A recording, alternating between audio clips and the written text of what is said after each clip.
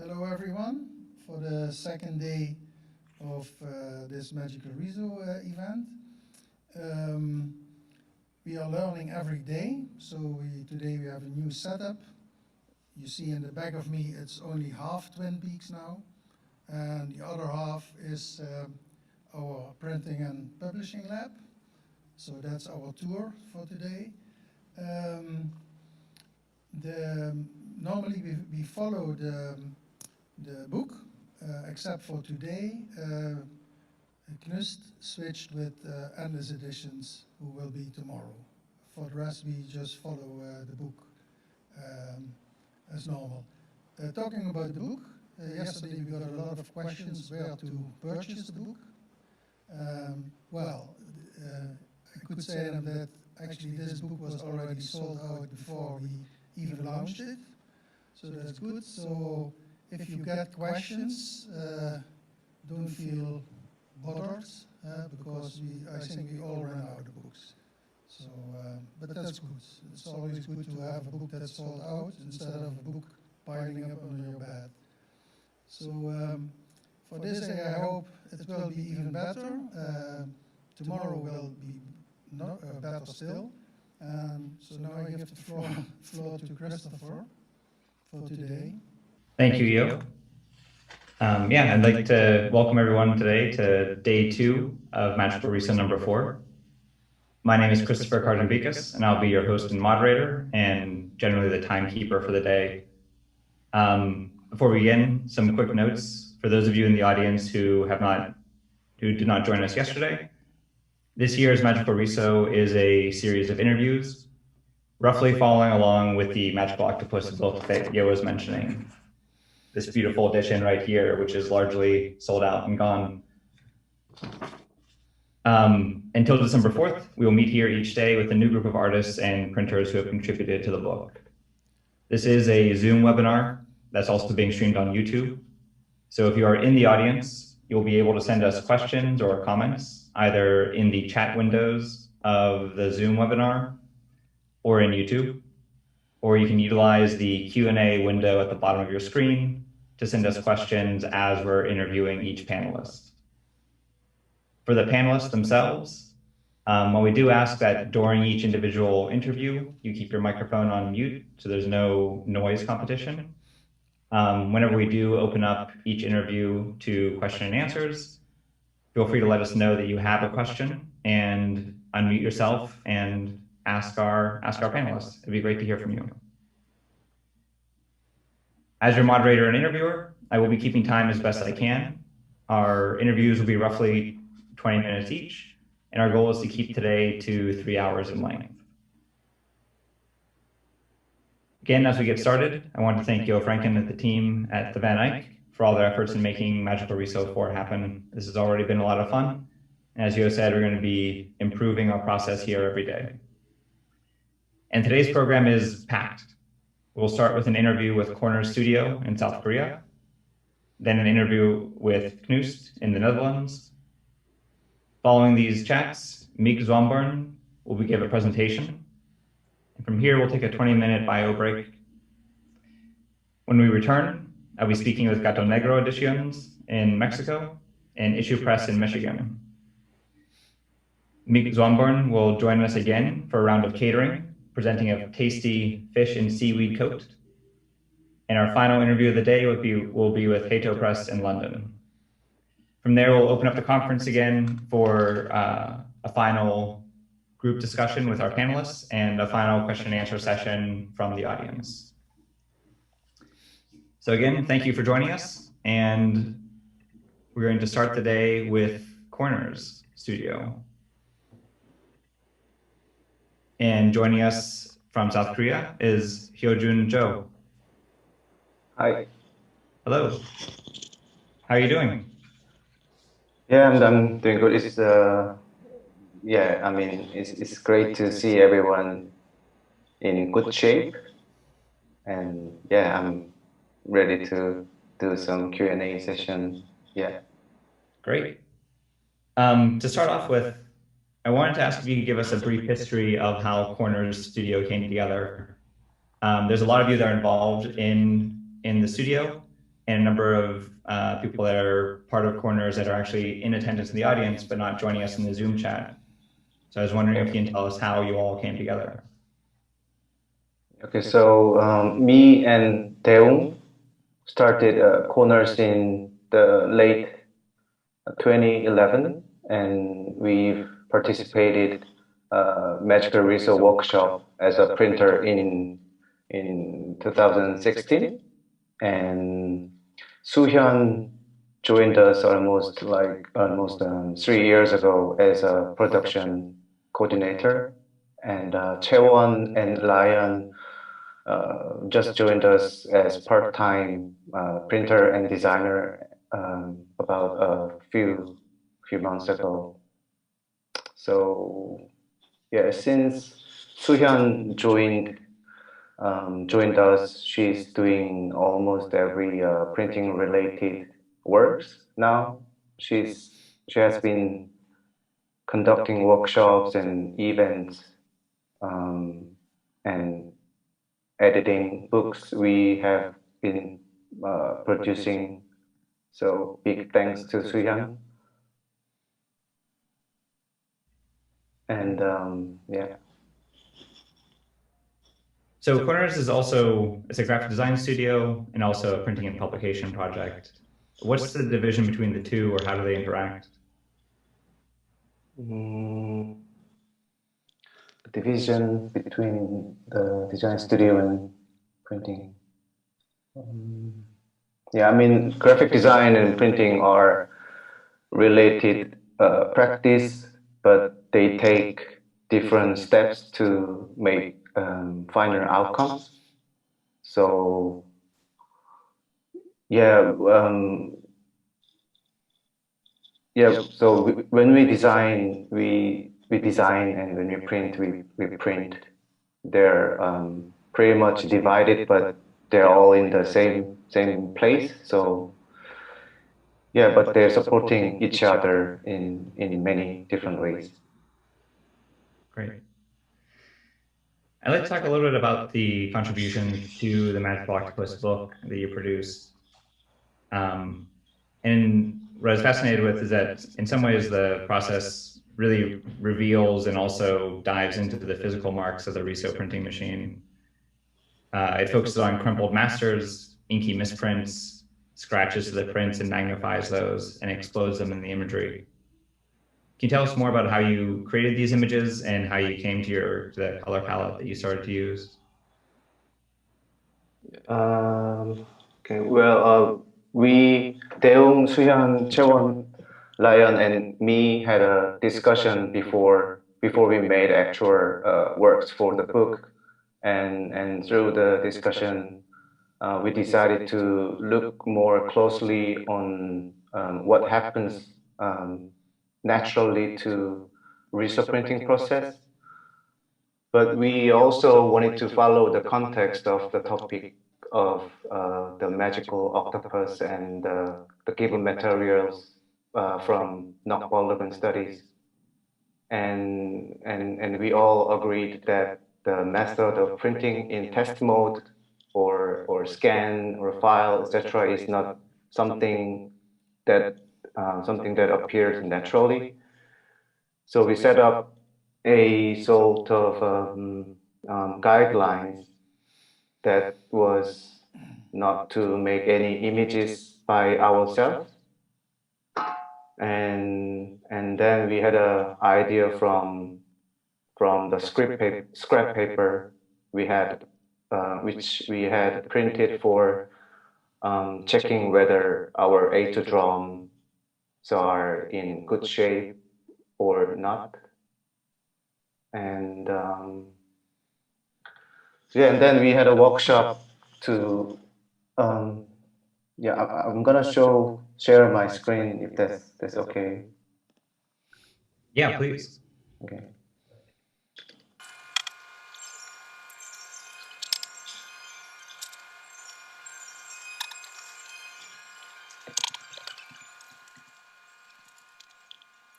So we piled up a lot of scrap papers and collected the papers which have the marks and sorted out them what caused the marks.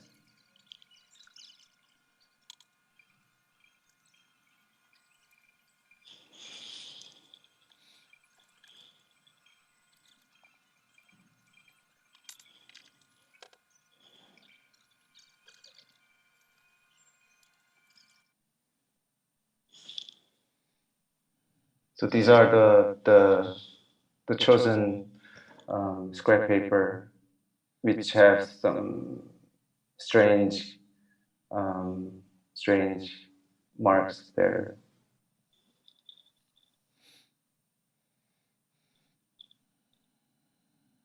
So the marks caused by the ink imbalance or head error or dust, ink stain, plastic needle, etc. And we think that they themselves seemed interesting evidence of the natural phenomenon of Riso printing. And then we cut the marked area to see the errors more clearly. And in the final stage of planning the work, we were concerned about the print modes, color combinations, that kind of stuff. And we decided to use grain touch mode and black ink with two colors to the background because we thought that the unique texture of fluorescent yellow and metallic gold would help the entire concept of our section. Thank you. That's a really wonderful dissection of your contribution to the book. And it's great to see how you're focusing on these individual elements and really trying to blow them up.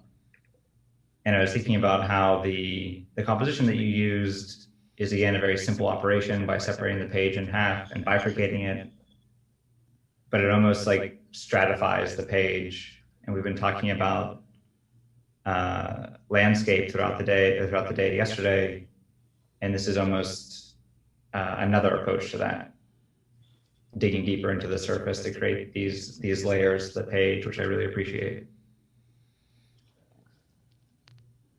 Yeah, I mean, we have total 8 pages of the book, right? And we have to show the entire process of our workshop.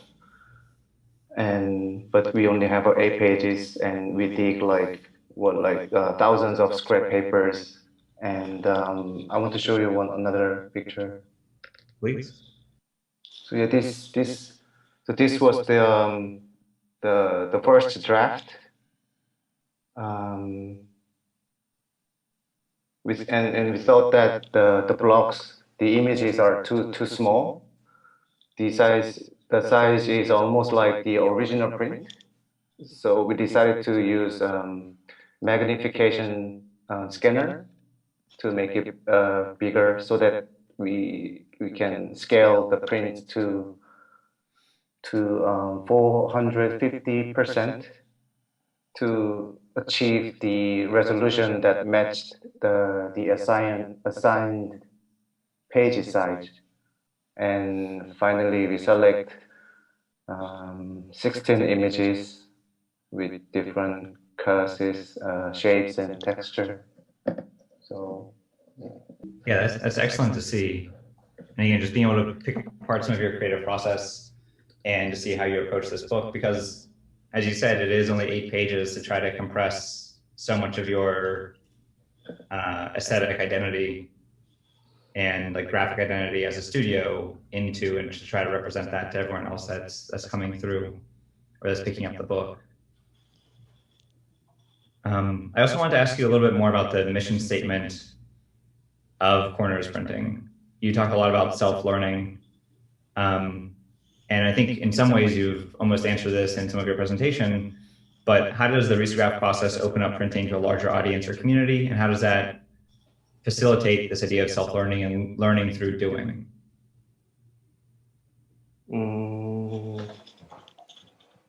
Yeah, I mean, Riso is a great tool for making making a decent print. I don't think I have to mention it. Mention the advantage of it. You already know what the good is, what good is. And I'm not sure if we have a mission statement or if we really consider a larger audience or community. But I personally like the machine because it brings people to your space. There are always people who want to produce their works into real life, and Riso is just another medium that can do it. So people come to our studio and we can talk about the machine, and then if we want, we can go for drinks and so on. So yeah, I think it's great medium to produce works and make friends. So yeah.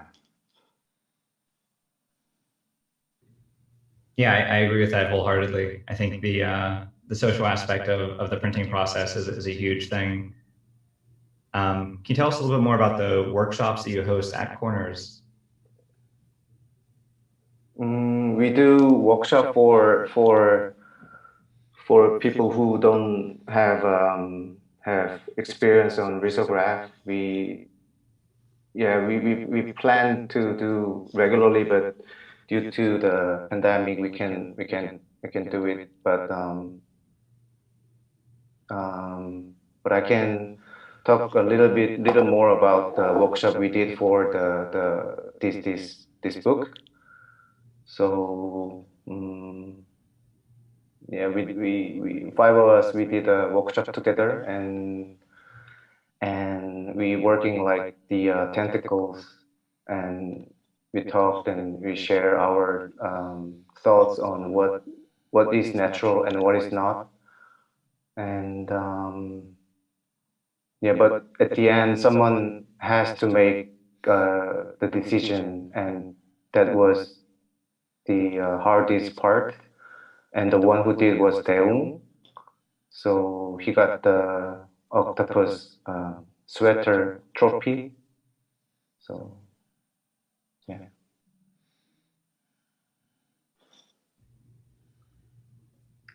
Yeah, that's Yeah. that's an excellent reward. Yeah. I mean, since we have only one sweater, so we have to give him credit. Yeah. Great. Well, at this point, I would like to open up the questions to our panelists to see if anyone has anything that they would like to ask, and also to see if there's any questions over YouTube or in the auditorium. Yo, your hand is up. Yes, thank you, June. Can you share the template with your work?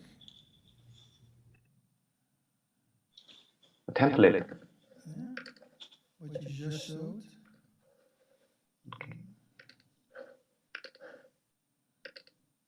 This one? Yeah.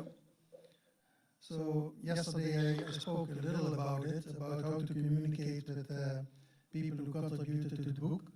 So this was a template that we made to make life easier for everybody.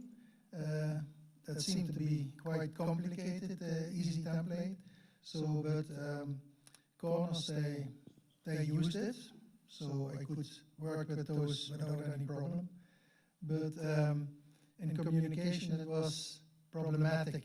So I thought it was really very clear, but I have to improve that. A good example also of improving that was how I worked with Sigrid. We can discuss that later. So when I make a next book, then it will be more like I work with Sigrid. But I just wanted to share this with you because I see it as a very good example. So let's say half of the authors, they use this template. But it was not clear. Sorry for that.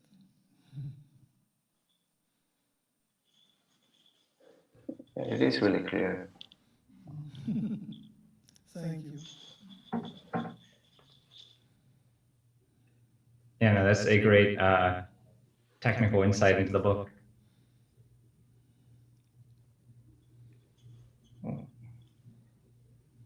All right, well, I don't think we have any other questions from YouTube. Oh, here we have from Anki. Would you like to ask the question yourself over microphone, or would you want me to read it out for you?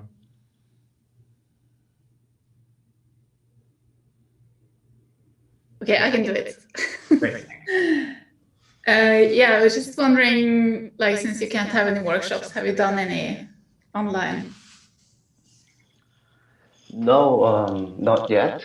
We recently published a book about Fox CMYK, and then we wanted to make some guide video tutorial how to use the book, but then the things is getting better here, so we decided not to make video, and then it's getting worse, so I don't know, maybe we can make video, but yeah, we haven't tried any online workshop yet, but I would love to.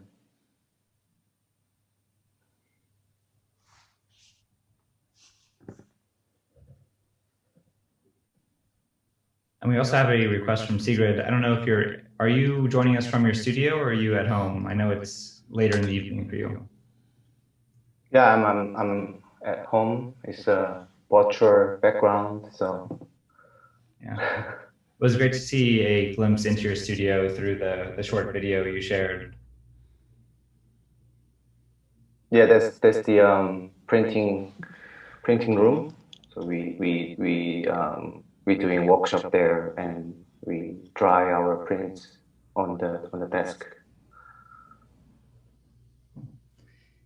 And is everyone in the team? Are you working at the studio every day? Suhyun, Daeung, and me, we work every day, and Chaewon and Lion, they came. They come to studio 2 days a week. So yeah. Great.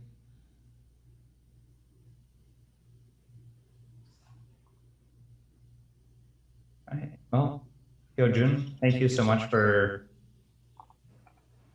joining us. We do have one more question from our audience in the Q&A. And the question is, how does Corners balance your commercial work projects between the trials of Risograph?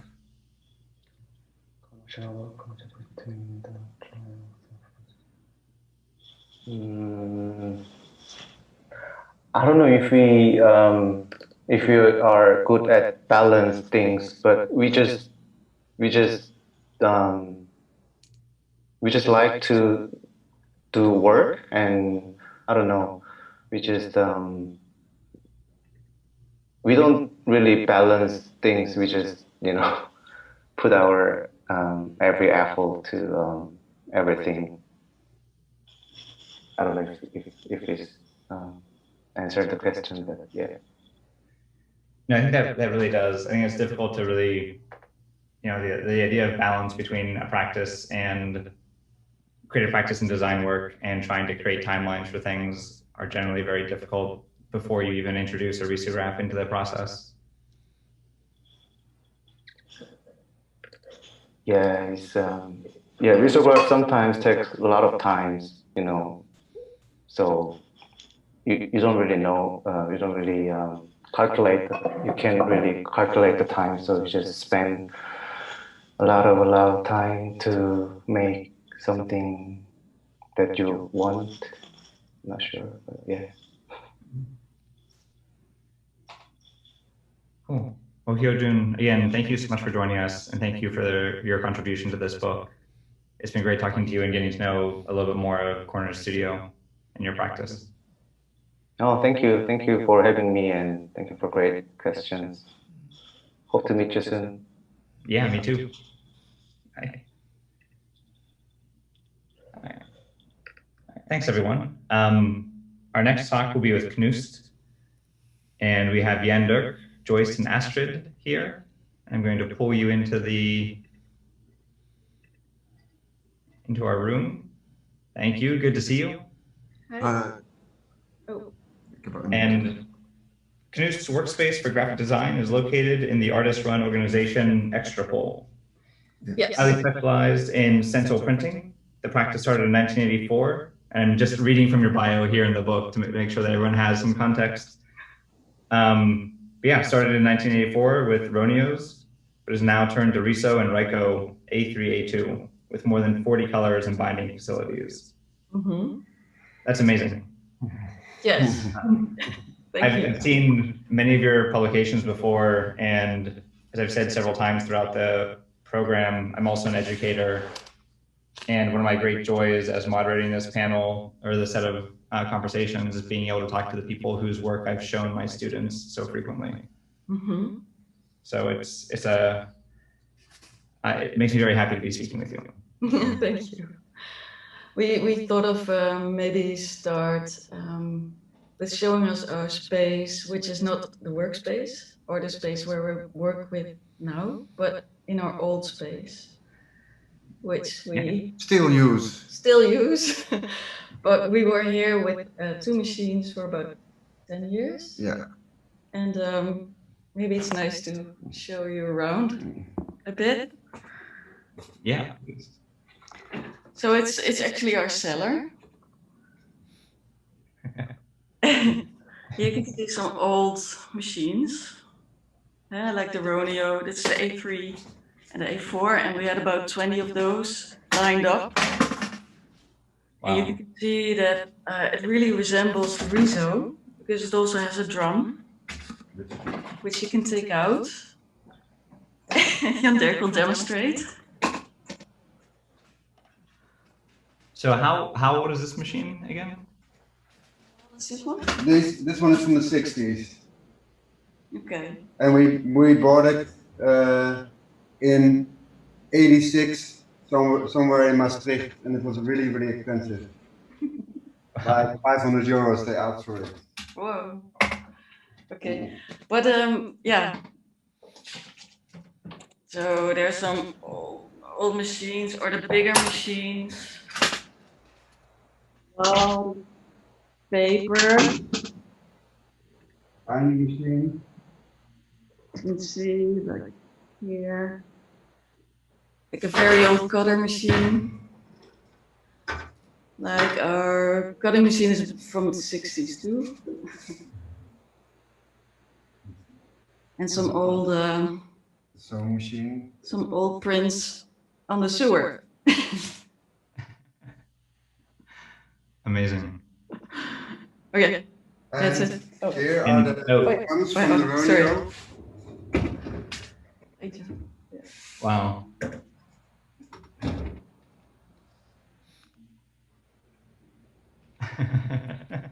We put a lot of old prints on the wall. Actually, there was an old print from 1993 by Karl Martens, but I think somebody stole it about 10 years ago. So he came and we did some test printing, and then it was on the wall for probably 20 years or so. Now it's gone. So. That's excellent. Thank you. You're getting a lot of exclamations and great responses from the panel and the comments. There's lots of love for news. Yes, George also has a roll-on.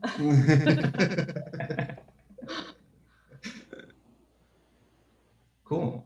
Well, I mean, it's great to see the space, and it's great to get a tour of some of these like older processes to get a sense of the physical history that you've been inhabiting. And as you said, you've been using stencil printing for 30 years. What got you interested in stencil printing in general? So in the 80s,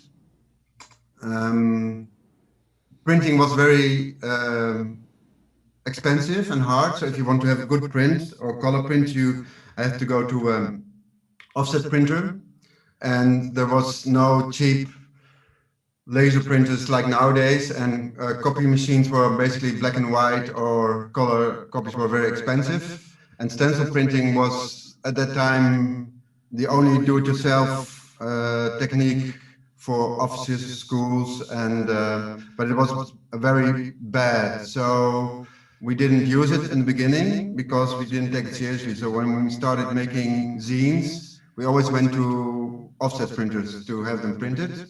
And then the first ones were always black and white, and then you just had to pay to get color. And then at one point, somebody gave us an old stencil machine, and then I found out that they were nice machines because you didn't have to clean them. So if you go do silk screen or offset printing, they were always cleaning all the time. And then I started collecting them, and then found out which was the most interesting brand. So we had some Gestetners, which are also nice, but the Ronios had a drum system and also stencil cutters which had color separation. So you can make color separation. So I started collecting Ronios. Now this is not color separation. Yeah, and then we got really better. So before we bought our first Riso in '92, we did all the time only stencil printing with, which was probably, this is offset, this is a mixer. I know. I'm showing this. Which was probably 80% Ronio and 20% on the Gestetner. And we got, especially the trick was making the stencils, which making a stencil cost about 10 minutes. And if you have a color separation, you have to make 2, 3, or 4 different colors. So that would be 2 hours to make all the stencils, and then you start printing. Or 2 hours, no, 2 hours is for A3, but it would cost you an hour or an hour and a half. So it was really time consuming, but everything was, because it was so cheap, that's how it got us I think started. you always got a lot of paper from scrap paper. So the books, that's because they look like this, because it's always scrap paper and it's all these tiny pieces in making a book. And in the beginning, we also bought a lot of second-hand paper because somebody who was involved in Knust in the beginning, who had a studio here, he was on the art school in Enschede, and there was a very good second-hand paper company, and we went there 2 or 3 times a year and got a lot of paper, and then that's basically what we used. Yeah, and online, you specifically mentioned stencil printing in relationship to books, and we've been talking about books and zines. And for all 3 of you, I'm wondering what your history is with book arts and zine production prior to the onset of Knust or joining in with Knust. So Yeah, I have no prior things with books or magazine.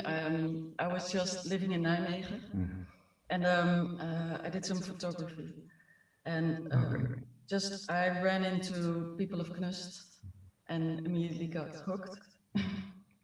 Okay, when we started, that was then the beginning of the 80s. There was the do-it-yourself culture, which was part of the punk movement and the squatting movement.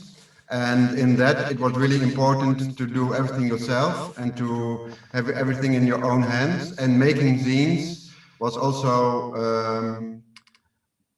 part of that movement. And trying to do so in the squatting movement, they had their own sort of parallel universe where they had their own bars, libraries. There was a publishing company, there were printers,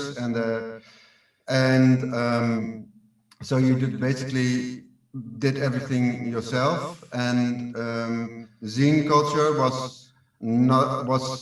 I found it very interesting because I was into making comics and drawing, and then finding out that A really funny thing.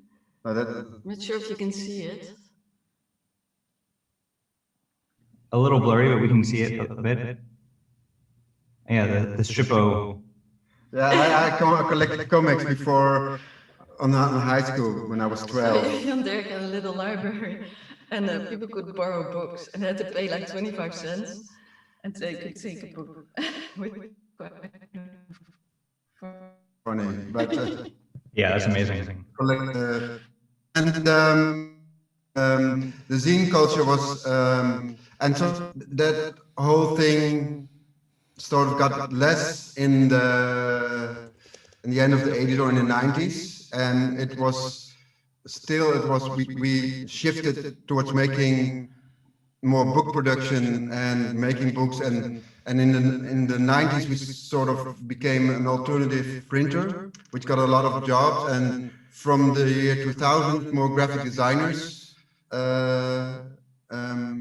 discovered us. So we got a lot of graphic designers from everywhere came, and they wanted to make their books because we were the only Riso printers. And for us it was always like, if somebody comes, will it be something we just do as a job, or does it more or less fit in our own fund, in the collection of books we make? And that get us to 2010, when we sort of were like unhappy that certain kind of people who we like, or who we would like to come and make a book in our place didn't come, so we just had to come up with sort of a residency program and invite them ourselves, and to let it correct it.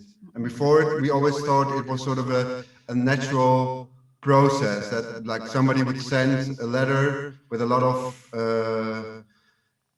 images and propositions saying, I want to do a residency in your place, and then you would send a letter back. So that would take a lot of time, and everything was on a very slow pace. And for us it's still a bit strange, because when the zine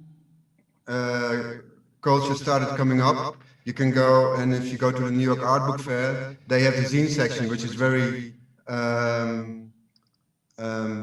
yeah, you pay much less money to be part of, and then to find this is where something we would have loved to be in 20 years before, but and our books were always, and zines were always very cheap, and then to find that we are in the more serious, more expensive section, that was sort of a bit confusing for us, but still we were happy that we didn't apply for the zine section.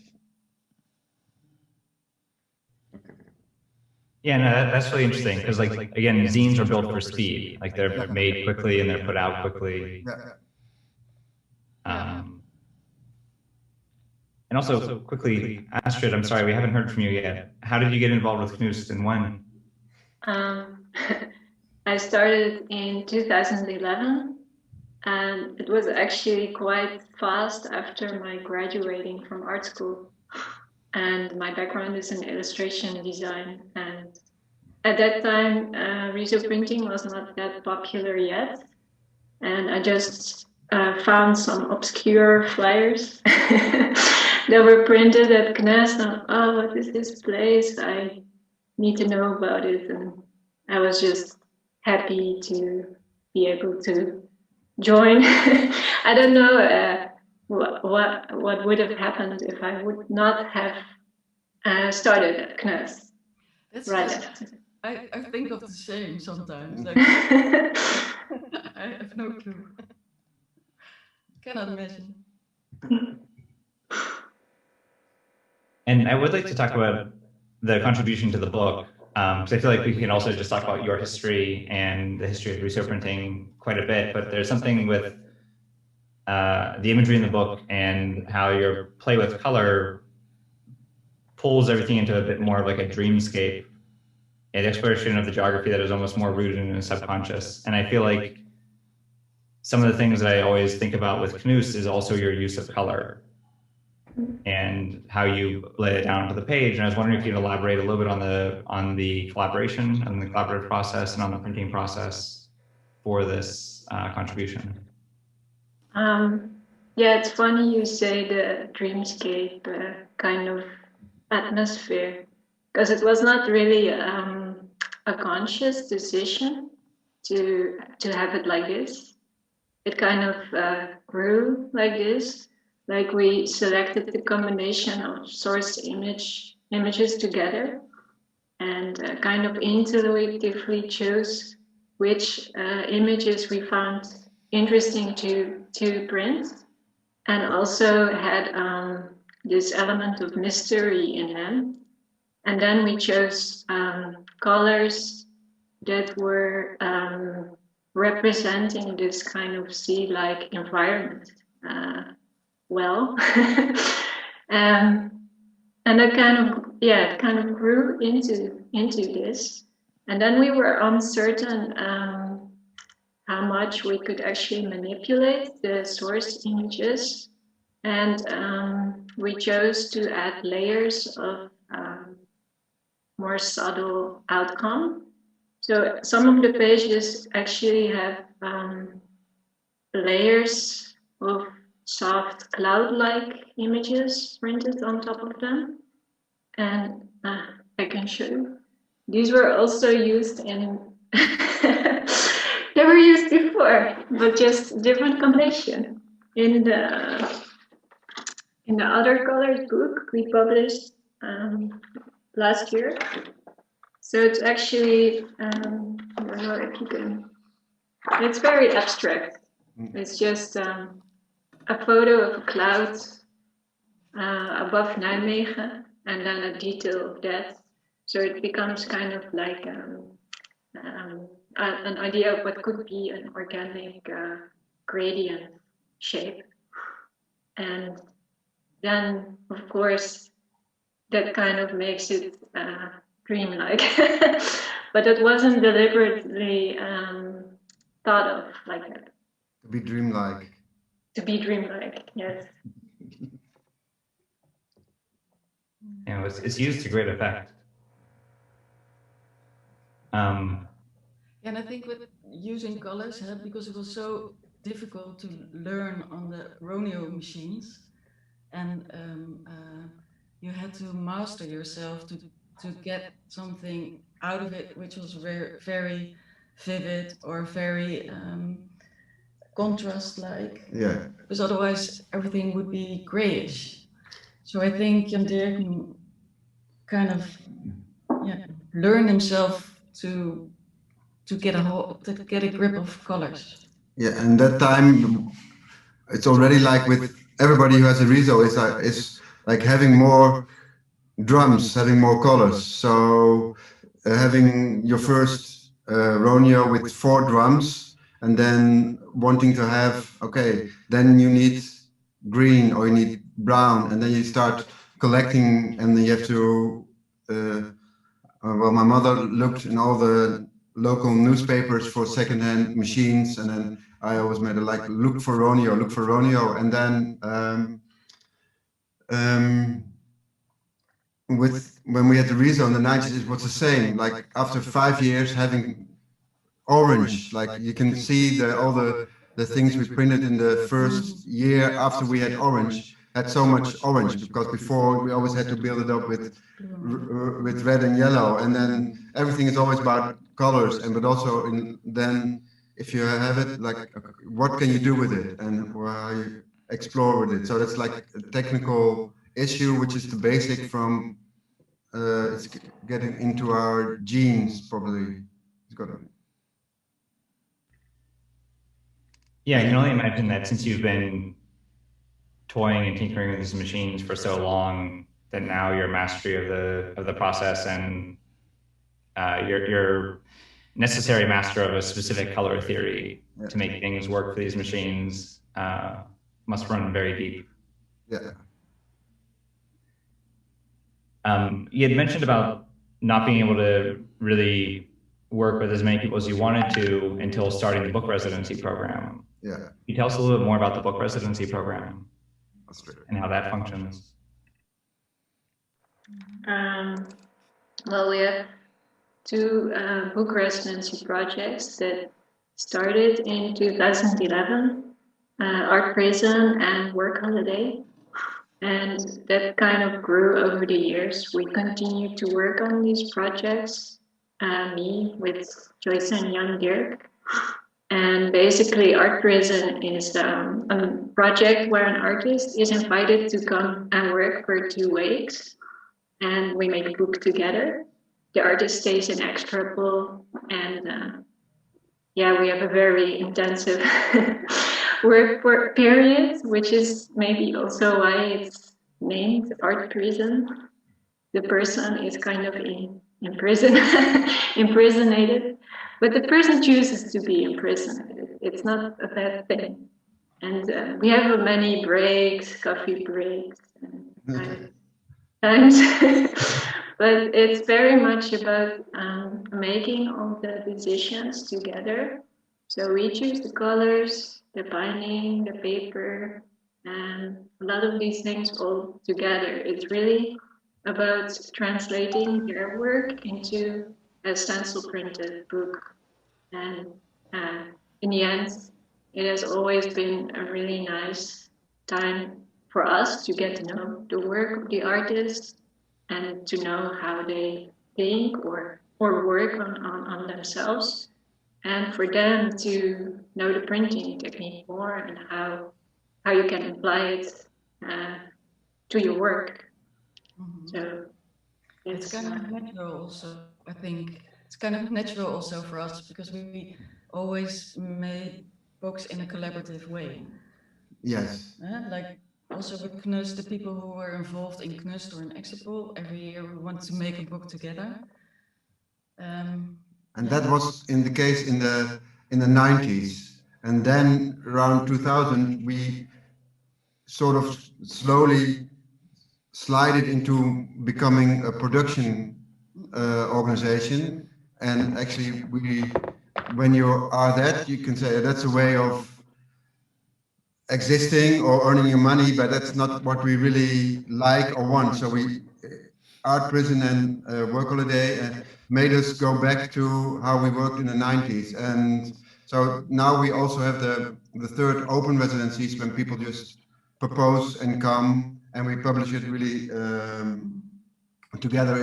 It's basically back to how we did it in the 90s. And the reason how we did it in the 90s was because we were extreme do-it-yourselves in the end of the 80s. So I just got all the stencil machines for printing, for making our own books, and Knust was then 2 people, and we just made our books and all in stencil print. And then people came and wanted to make their own zine or book, but we said no, we're not printers. We don't want to be printers. We don't have any knowledge as printers. You come and print it yourself because we are do-it-yourself. And then from that, we just let people print themselves. But at the moment you get better, like around the year 2000, especially when Joyce started with printing in 1992, Joyce got so good that she couldn't see people doing less quality. So she was getting more involved, like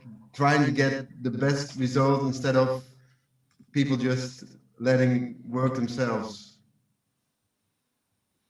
And that's and that's with Art Prison, that sometimes somebody comes in and never did Riso print, they're happy with anything which comes out of it, like happy accidents. But we still think you can really control and influence and experiment much more than just happy accidents. So happy accidents is just we don't like that expression, so we just, and sometimes artists really like that and like to go into the process of more influencing the image or playing with it, and sometimes they just think, what are you doing? It's just not necessary, or it's not just like a waste of time.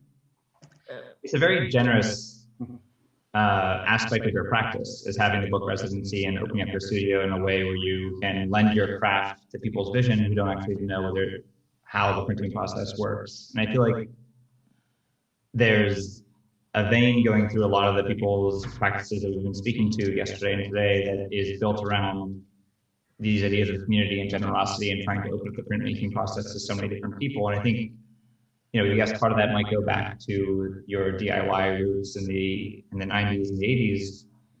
but I almost feel like there's something inherent to that to printmakers and book artists in general, and it might just because of this communal printmaking space.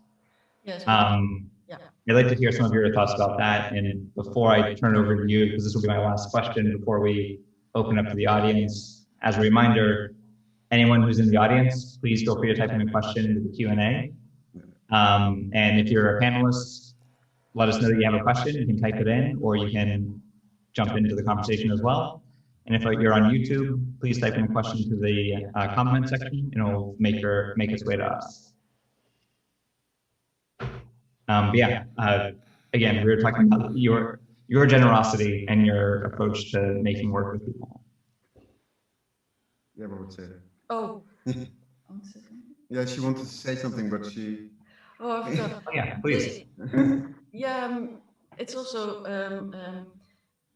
what Hei-Jun said about, you can talk a lot about the colors. It's really, yeah, a topic you can discuss with each other. So it's with the happy accidents or the, I learn a lot too. So it's not only people who come and learn, but I also get maybe more relaxed about things, or see things I wouldn't do. Yeah. And I think art is too much about the individual, and there are not so many geniuses, and they probably are very boring as personalities. But I think if you work, some things just get better if you just have influence one another, or if you work together. So I always look at like the whole of the books of Knus is producing, and like 10 years ago we were doing too much graphic design. So when Astrid came, I thought, okay, she's much more into image and illustration. We need that. I just want to be more this kind of thing. And then now we think like this because it's the whole Gesamt thing which makes it more interesting. And like if somebody comes and makes a book in our place, it can, the way the whole process is done, it can't be reproduced somewhere else. It will be exactly of everything which involved at this moment. So even if artists who came and made a book and tried to do it somewhere on Riso somewhere else, it's completely different a lot of times. And that's what. Yeah, absolutely. Thank you. So I'm going to open this up to a couple questions from the audience, but I'm going to try to truncate some of the questions because we're going over time a little bit, and we might have to save some for the end of today's session. Igor asks, do you think Knus' story would be different if you weren't given a stencil machine in the 80s? I think Knus wouldn't exist. I think maybe we still have found about Riso, and because he's still because at one point I got a real bad copy machine, so making the step from going to printers and printing really yourself is probably more important than having a stencil machine. And but maybe it would have been different. Yeah, probably it would.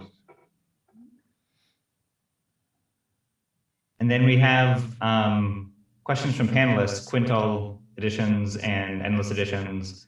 And if either of you would like to just turn on your mics and ask the questions yourselves, we'd love to hear from you. Yes, maybe you can go, Paul, if you want. No, I go first. Do you think, sorry, I don't have a camera because there's a lot of people at the studio. Hi, everyone. Yeah, I was wondering if you still use the Roneo for printing nowadays, or you just store it in the basement? No, we do, but very rare. Yeah, before Jan van Eyck discovered Erwin Blok, of course we already knew him from the stencil scene, which is very small. We were always invited to do stencil printing. So we did it in the Dutch Design Week in 2005. We did it in the Thailand Museum in 2010 or 9. And then every 4 or 5 years we would use it. And we did our own installation in 2012 with it. And then we sort of like, if we use it every 2 or 3 years, we keep the machines in good shape, and then we can still use it, and everything is still there. But now we haven't used it since 2012, so that's 3 times too long for before. So it's a matter also of space. Yeah, take some space. Yeah, sure. Seems big. All right, thanks. Well, and PJ, you'll be with the last question. Cool. I was just curious to hear how things have been with your residency and publishing and working together now that we've been in shutdown and social distancing, and has it affected not only the morale but also the production? We still continued, or at least we tried to. Of course, there was a full lockdown, and at that time we had an artist from France who was just here for 1 day, and then he had to leave and go back to France. Otherwise, he couldn't go back. But it was actually recently that the last 2 weeks, he came back.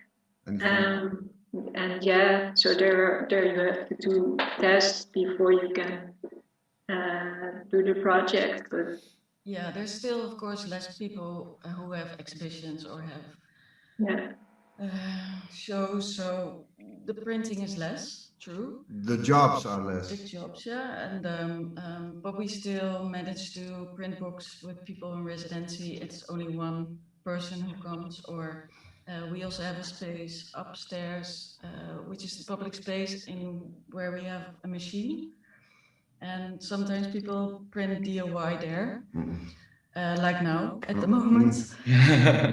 And I think Jan Dirk made a book, or is busy with making a zine again, which happened for a long time. Didn't happen for a long time. On my own. Yeah. I only did co. But I think we make the same amount of books as normal. We have less jobs. In first lockdown, there were no jobs, and then in the summer it was loose again, and then also the jobs came back, and now it's a little bit also less, but it's still there. People come and want to use our space, and actually the residency program could benefit because we have more time or concentration. There's less time if somebody's here to go to a bar or to go to a restaurant. And actually, because the art prison is more like a prison. And it's subsidized by the Mondrian Foundation, and that means that the guy or the person who comes doesn't have to go in quarantine. So we were even legal, not that he could come, the last one. Yes. So that was a bit strange to see that it's we're not violating any rules with him being here 2 weeks. Yep. Oh, thank you. So I hate to say it, but we are going to have to cut off our question and answer session for this interview, but there's still a number of great questions from our audience, both with YouTube and here in the panelists. I just ask that you save some of these questions for the end of the day, and we can come back to them. But Jan Dirk, Joyce, Astrid, thank you so much for talking with us.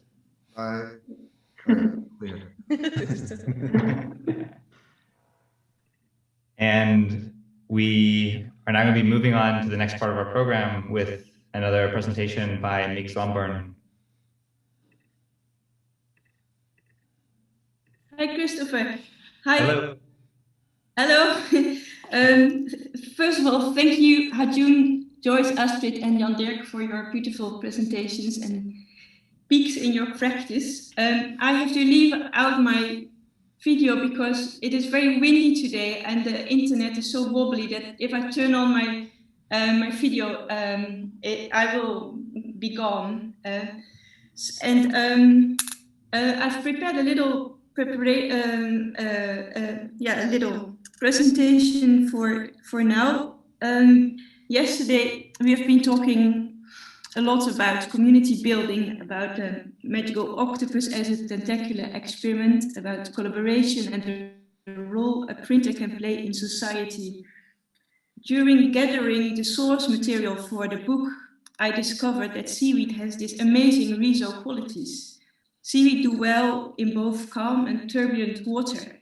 With its flexibility and sturdiness under all kinds of circumstances, it is ideally suited for making connections and forming colonies. Since our arrival at Noordwolde, I've stumbled upon fresh, dried and depicted seaweed in printed matter. As one of the plants that has been forming our planet, seaweed is deeply interwoven in human culture as food, medicine, building material, preserving method, and so more. Allow me to take you on a short seaweed detour today. And I hope that Hamid now can switch on the presentation.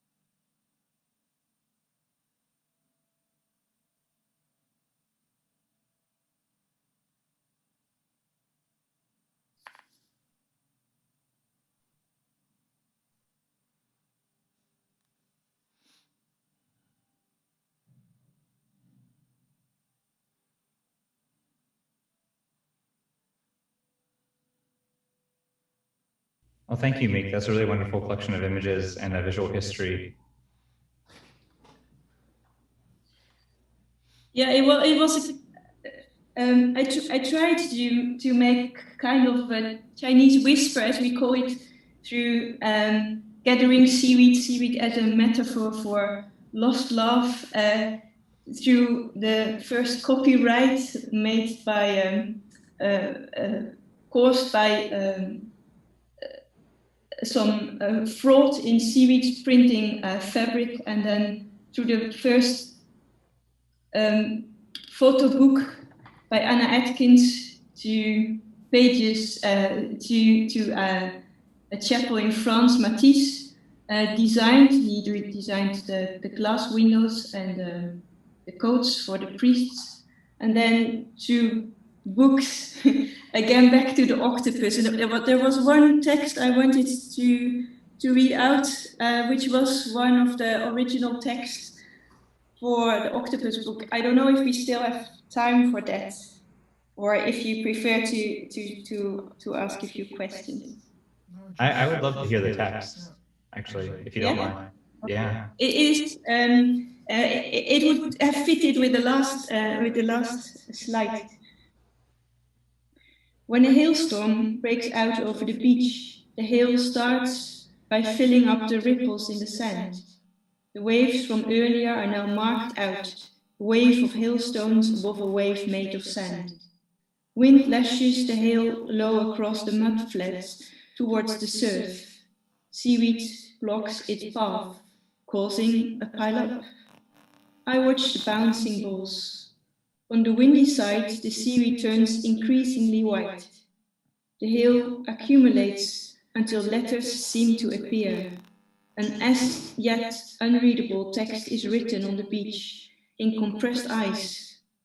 Each piece of beached seaweed generates a different font. Kelp stretches letters into capitals, while strands of rockweed make notes in italics. Larger hailstones are attracted to larger algae, smaller hailstones to smaller algae. When I walk back half an hour later, the text has moved along a little, and the white shadowy edges around the seaweed have been erased. Thank you, Meek. That's wonderful. And I will just highlight very quickly, George from Issue Press had mentioned that it'd be great to see a video collection with the narration. Maybe we can produce that sometime after the conference to be streaming on YouTube as well.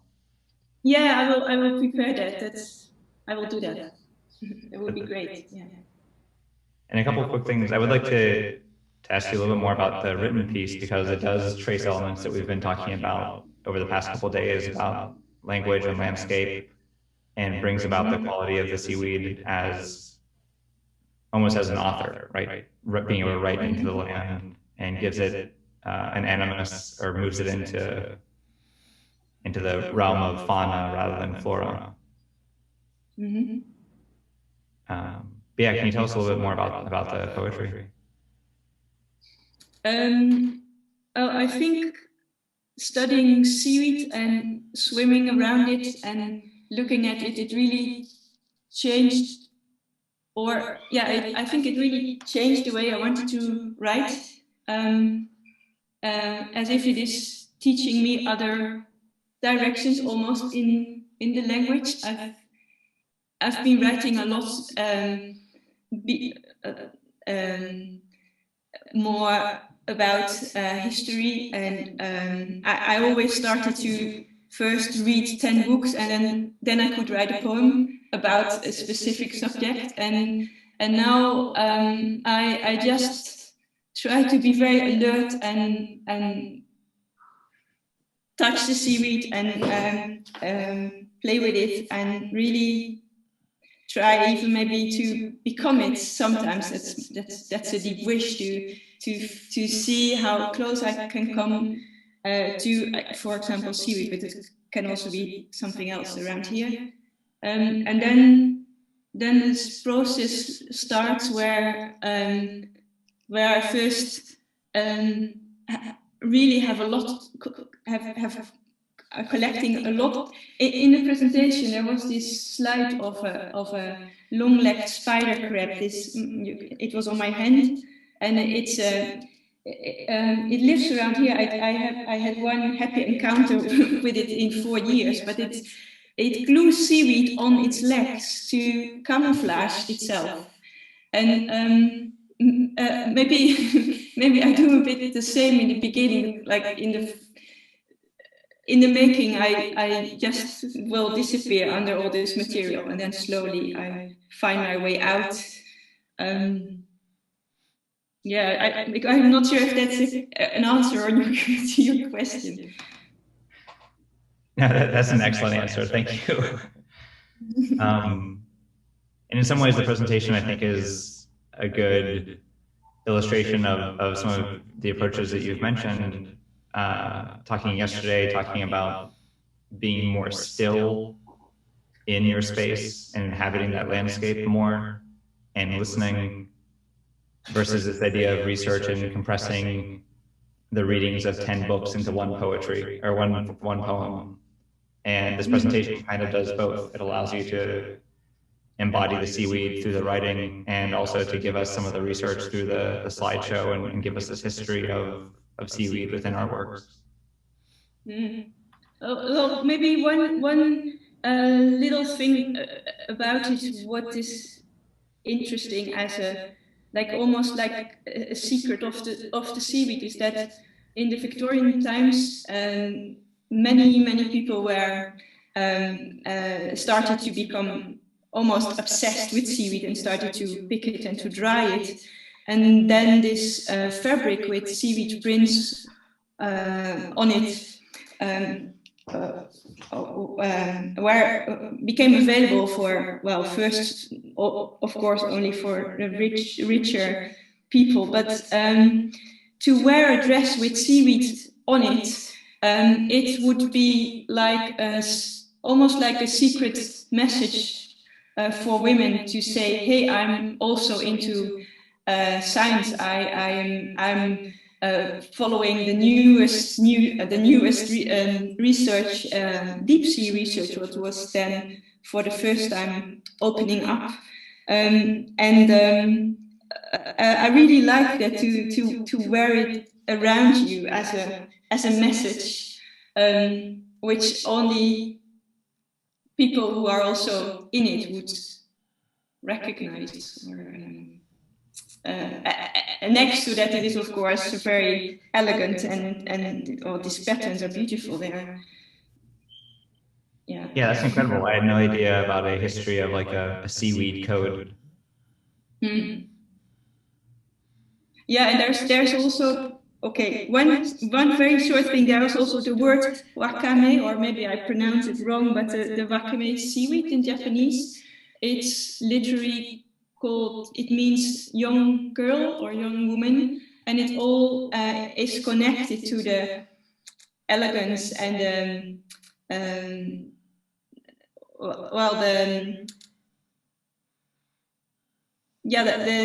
the lines. Seaweed gatherers or seaweed pickers would make during the harvest. So it's in a very interesting way. All the time I found connected to love, to lost love, to attraction, to a lot of things you would not think about it.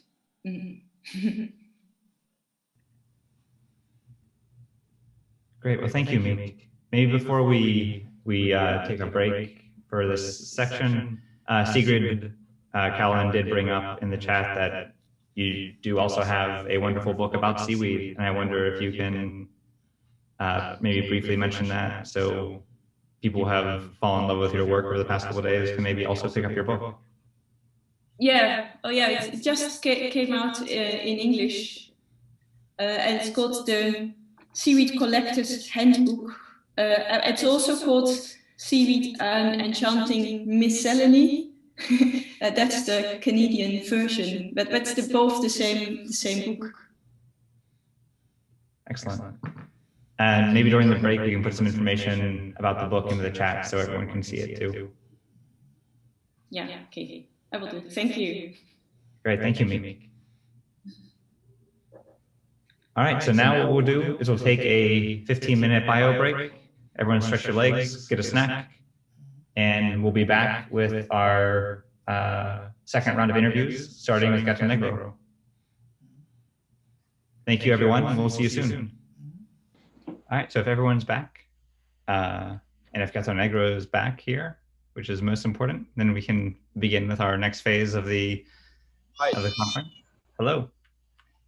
Before we get started, just to welcome everyone back from the break, and as a reminder that we are here on the Zoom webinar, as well as on YouTube. So if you have any questions for Gato Negro specifically, please place them into the Q&A, and we can get to them after the conversation, or into the chat, either at YouTube or Zoom, and they'll be fed to me as we go about this. I want to say something about the program. Is that okay? I suppose, yeah. Yeah. So I just announced that we almost always follow the book. There was one exception. Alicia just noticed that actually we put George before Hanso Press, but I did that with a reason. A while ago I noticed that it would be very late for them, so I put them soon in our afternoon, early in the presentation. So that was the reason that we follow not the book on that aspect. So that I want to say. So we didn't forget them. Great, thank you. Yeah, and I believe Hansaw is the first people we speak to tomorrow morning to try to make the time work out for them a little bit better. Yeah. All right, great. And thank you everyone for joining us again. By ways of interacting with the book one more time and introducing Gato Negro, I will go through your bio here for the book as a way to introduce you to everyone. Since 2013, Gato Negro Editions has acted as an urgent voice within the sector of independent publishing. Advocating the liberty of thought, the Mexico City-based press house prints titles that challenge the so often sequestered view of contemporary society. The works of Gato Negro, political manifests, art theory, prose, reflect the press house's carefully built profile and sheds light on content that is straightforward, entire, and ever-growing in context. The outcome of each publication is a dialogue between reader and creator, an ecological construction of selfhood that stills collective contemplation, while all we do is live. So thank you so much for joining us. It was a pleasure to get to know more of your work, both through the contribution to the book and exploring some of your catalog online. And to get started, looking through your catalog, I feel like it really does represent very well the urgency spoken about in your mission statement. And I was wondering about how you feel the risograph machine operates as an appropriate tool for your production and for your process and your mission. Yes, first of all, thanks for this invitation. It's a pleasure and an honor for us to be here. Our relation with this technology has been very important for the development of this project. But also it's a relation that we always wanted to problematize or somehow keep some distance with this. No? We ended up using a Riso as the fundamental way of producing our work. Mainly by accident, and the main reason is related to reasons of economy and scale, more than all the visual or graphic possibilities and limitation that this technology has. For us, this has always been like the main reason to work around this specific technology, no? And all those possibilities that, as I said, and take advantage of them, that's something that came after to us, no? But at the beginning was, and still is, this approach that somehow working with this machine, you can match on the scale of the thousands, of the hundreds, production costs per unit of the offset printing on the thousands. That is the first main reason to work with this technology, no?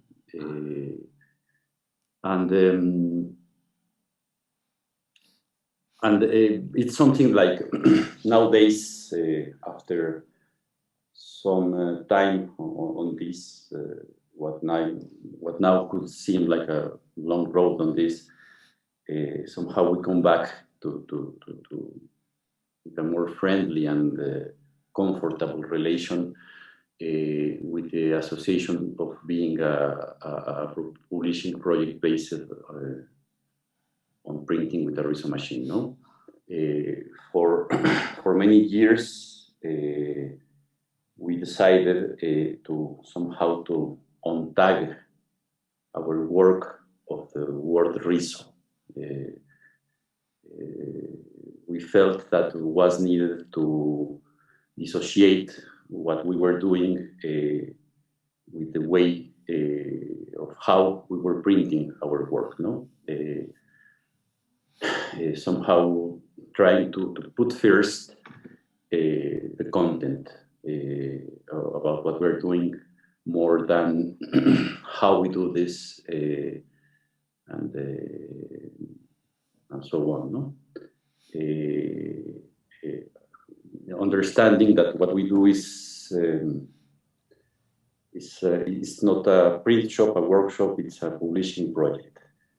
And somehow what this is about is about the content that we have the capacity to publish and to make circulate, no? And somehow at some moment we felt that this Riso label association was more a constraint to that. But for example, if this invitation to participate to this space would come 2 years ago or 4 years ago, possibly we would decline the invitation, no? For this same reason, no? And also because we feel that we are not participating with the same enthusiasm on looking for this machine and this technology certain possibilities, no? Even though we understand this background and this community that somehow we are part of, and we acknowledge and admire the capacity and the skills of some of our peers on this. We are not into that business, no? And we don't even try to get close to this virtuoso way of printing, no? As I say, this is our first approach to the machine is about the scale and economy, no? And somehow, but yes, we have a way of printing and a way to approach the machine, and there is an aesthetic way to work with this that somehow has been not only as a shortcut to have a, let's say, a style or a personality or something, but we found there's some correspondence in between the materiality of the objects that we produce and the ethos or that this publishing project wants to transmit, something like that. Yeah, thank you. And I think it's really important to bring up the idea that there's a necessity to separate the process from the content and to try to forward the content that you're trying to produce, because it is a project that has a mission that is not necessarily aesthetic initially.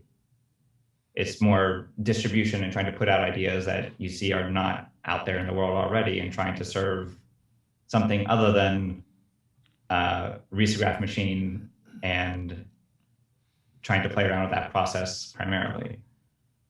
So I appreciate the idea that that really needs to come first, and the artists that you're working with, the writers that you're working with, are all people that you're trying to highlight at the forefront. Yes, yes, but somehow, to be honest, we do the trick in terms that and nowadays, for me, it's, we can acknowledge that it has been very important, the relation with this technology in terms of what has made possible for us, no?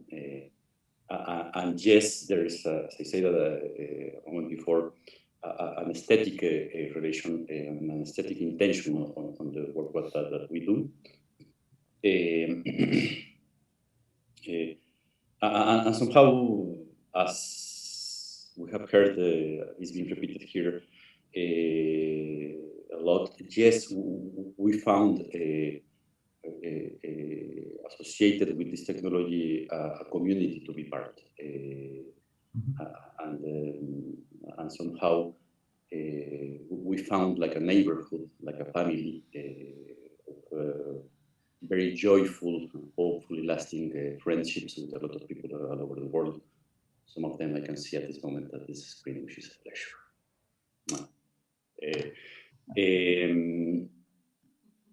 But I lost thread there. But so somehow at the same time, we have tried to, as I said at the beginning, to problematize somehow.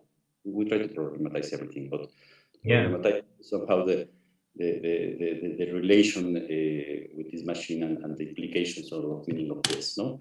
And carrying this a reflection that I would like to think that could be useful for this community in terms that yes, it's about how beautiful this machine can print, but it's about the possibilities and the constraints that comes with this, no? So somehow this idea we found with this and scale and economy is we found a space for autonomy. Yes. And this idea of our background, or my personal background, is I come from the design the world and the publishing industry, and we ended up doing this after understanding how the publishing industry works and how the system works. Plays against autonomy, plays against the circulation of certain content because the scale and the economy. And somehow using this machine is like doing this step back to find another economy of production and circulation. No? Yeah, and I think that's absolutely important. And I want to tease that out a little bit more, actually, because your catalog of works that you've published since 2013 is incredible. It's a large amount of people you've been able to work with and been able to publish work on your own terms. And I'm wondering about if you can tell us a little bit more about your curatorial process and how you're choosing who you want to be working with and how you approach distribution. Yes.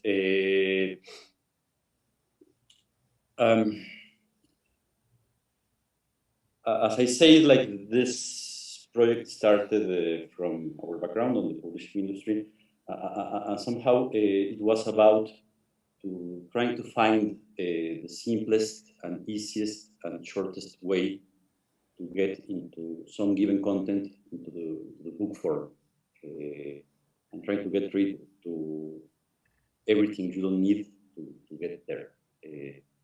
And at the beginning was mainly about doing this performance of doing the book more than approaching a reality of how this could circulate. And as I say, we do the trick to trying to make conceptualize the most simple book possible on every characteristic at a conceptual level and at a physical and material level, by putting at the end a lot of constraints. But somehow, like first was the idea of what kind of books we wanted to make, and then trying to put some content there. And by doing this happily, we could say now that we found a formula, methodology that could work in terms of in a very fast way. We could bring into the book form contents that otherwise could not get there. And somehow to reflect, to use this as a tool with some critical distance about what the book means and this fetish condition that it has. A book is more things than just the material object. To toy with this idea of what can get there, no? And this idea of autonomy and urgency and speed has been very important to somehow, and other one that somehow by toying with this possibility of the book was this idea to usually a book is a promise of understanding, of transparency, and we've been playing with this idea to inverse this. Can be a tool for murkiness, for thickness, for adding complexity to things, no? And that has been more or less the process. And at the beginning was to make possible books that we have this idea that this could be something interesting, at least to see and touch, and then to go and look for people, friends, artists that somehow we felt that we could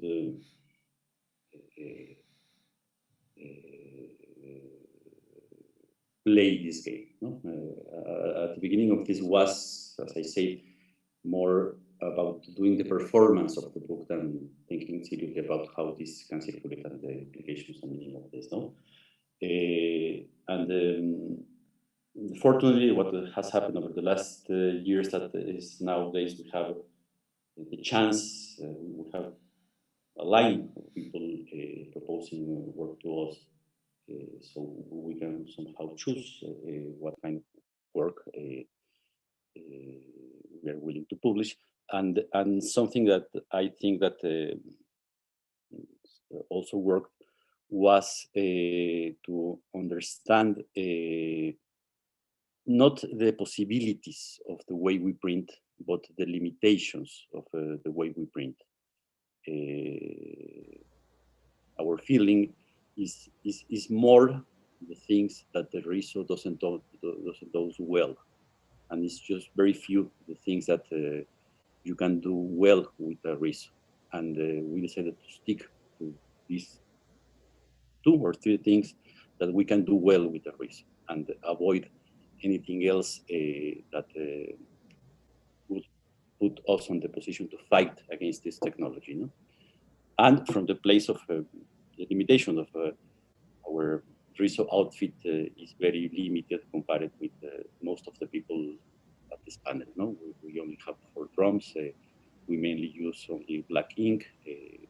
We have worked constantly only with sheet papers, coated sheet papers. And it's on that space where we know we can do things, no? Something like that. Yeah, thank you. And first I want to really briefly say Andrea, I know that you're here. I'm sorry, I didn't see you come in. So I really would like to invite you into this conversation as well. Hola. Hello. And also the idea of the book as a promise of transparency in an object that can complexify information, I think, is vitally important to it as an object and as a system that can enter into other spaces. But Andrea, I wanted to ask you a little bit about that as well, like how you see the book form operating and its importance to your central project before we talk a little bit about the contribution that you've put together for the book. Well, first of all, I'm sorry that I'm here really late. So I didn't hear like the whole answer that Leon gave you, but I guess, yes, the mainly purpose of our practice, I mean, the center object of our practice has been books, like since the beginning. So the way we reach and the way we work with this mechanism I'm talking about, the Riso, has been set it up by the intention of at the end having a book printed. In that sense, I guess the way we enter and the way we have been working and discovering all the system maybe has been kind of different in the sense that has not been like graphic, you know, with this graphical or illustrated intention. Actually, it has been really great because when we first started to go to book fairs or to meet another research projects, for us was like, can you do that, you know, with this like machine, and can we like achieve this kind of graphical intentions? So it's been really nice to engage and to meet in other projects because somehow we have been able to add one or two features to our practice. But yes, the main intentions has always been the book form, and it's really great that within time, I mean, we are still working on it, but I think we are, we have been finding ways of producing books in a really short time, in a really cheap and economic way. And that has allowed us to have a really big catalog of books, and also the big opportunity of putting a lot of contents that maybe wouldn't be possible if we didn't work in this kind of ecosystem or economy. So yeah, that. Yeah, thank you. So I do want to ask you just one quick question about the contribution to the Magical Riso book and the pages that you've submitted. And also just want to remind everyone in the audience and on the panels that if you have a question, type it into the chat or to the Q&A. And for our other panelists, you'll be able to jump in just a minute. But yeah, I did want to hear a little bit about the process to produce the images in the book itself, because they are very, they're dense and playful and almost create this like circular process where it seems like there's overprinting and imagery coming in from other parts and other projects, and maybe some recycling. So can you tell us a little bit about your work in this?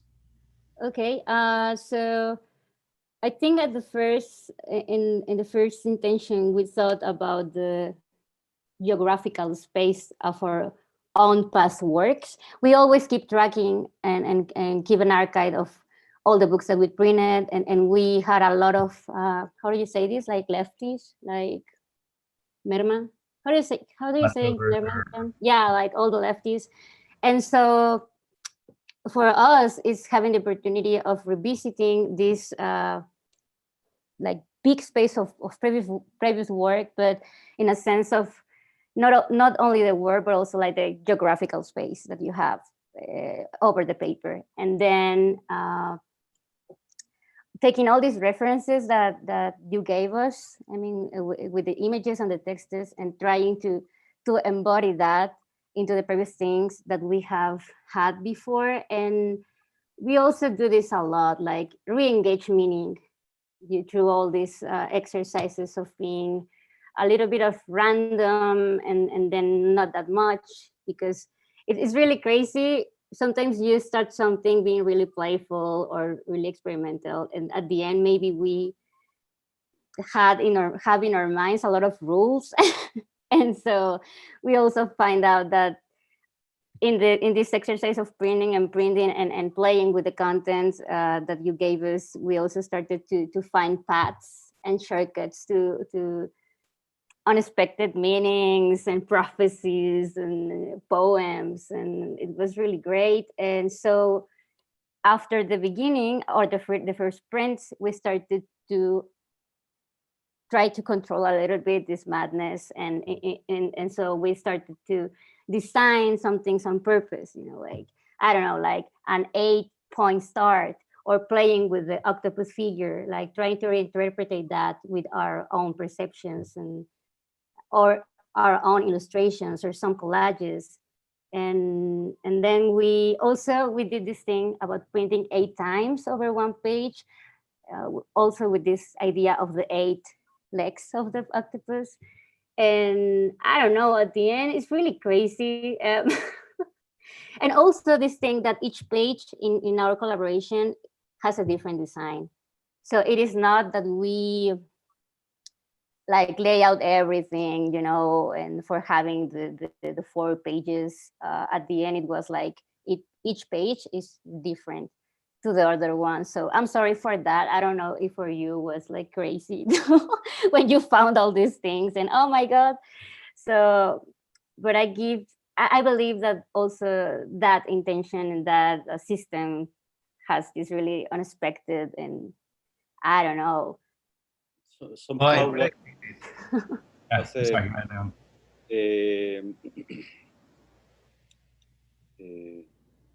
go with the metaphor of the wilderness of the sea, and to give all the space and all the power to the possibilities of the happy accident, and trying to add density and complexity, if any, or nothing, on what we were doing, and also with some kind of approach of some playfulness and some sense of humor, hopefully.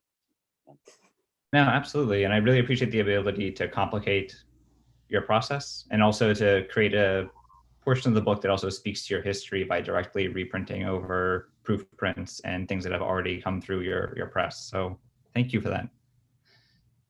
There is a question or comment from Knust.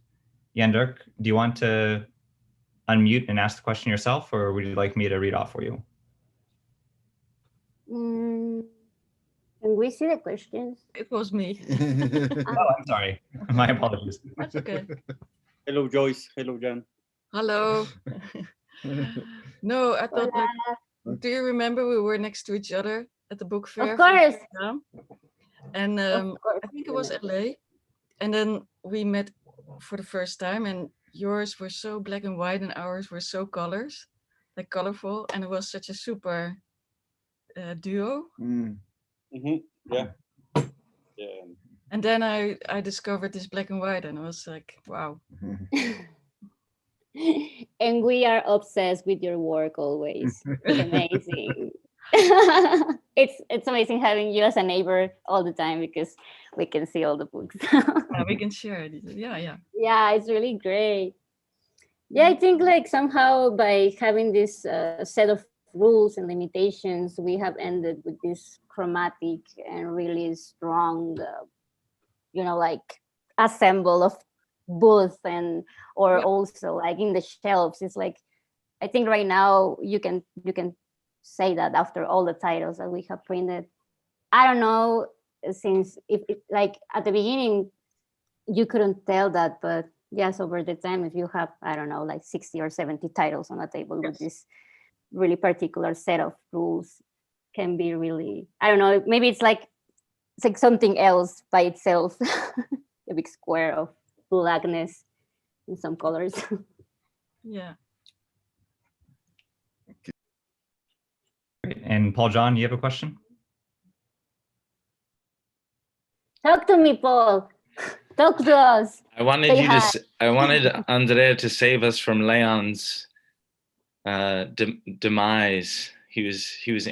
I felt like Leon was being maybe a little too outsider of Riso. You were such a Riso dad. You lead such a great Riso community in Mexico, maybe the best Riso fair in Mexico. And I'm just curious if you guys could just explain a little bit more about how many of you are there, because there's so many of you working on Gato Negro, and who does most of the printing? Because I know it's not Leon. No, but he started, I mean, before I entered to the picture, and he bought the Riso like 8 years ago. He started the messiness, you know, he was like the original one. And then like the rest of us are starting to see like, okay, we can fix this, or maybe like making more practical all the process, because we didn't know anything, you know. It was, there's no manual about, yes, you can make a book with a Riso. You have to deal with a lot of things, like how do you say, like compaginación, like assemble all the, you know, the pages and counting pages and the kind of papers and the binder, and it's just like it's a quite different process when you are mainly a designer, and then you start to deal with all these technical and handicraft things. But he was the one at the beginning pushing the buttons. Now they, over time, so somehow we have developed like as I say some methodology and some understanding about how to do this. And yes, Andrea is the boss and chief of production of but well, and there's been a lot of versions. People. It has been like a learning on the making, and but somehow, even though that we cannot match the preciousness of some of our peers in this Riso community, we have found some kind of a style and some way to do things. And yes, we are aware that we're capable of embracing huge printing projects at some moment, no? And also, yes, in this relation about putting distance and closeness with this community, we've been organizing for the last 5 years a little fair or encounter here in Mexico City, replica. And somehow the story with this reflects our relation with the possibilities and the limits of this community, in terms that we started this encounter 5 years ago, at first like a way to put together the 5, 6 publishing projects we're working with Riso here in Mexico City all over that time, where some of them were very close friends of ours for many years ago. This was the first encounter, was called together with La Casa del Hijo del Aguizote, which is a space and an archive and a publishing project here in Mexico City with a long history, y el Taller de Ediciones Económicas. After that encounter, that was at the beginning was about to join forces and to understand and to see what we were doing, and to create like a space for shared resources and knowledge about this.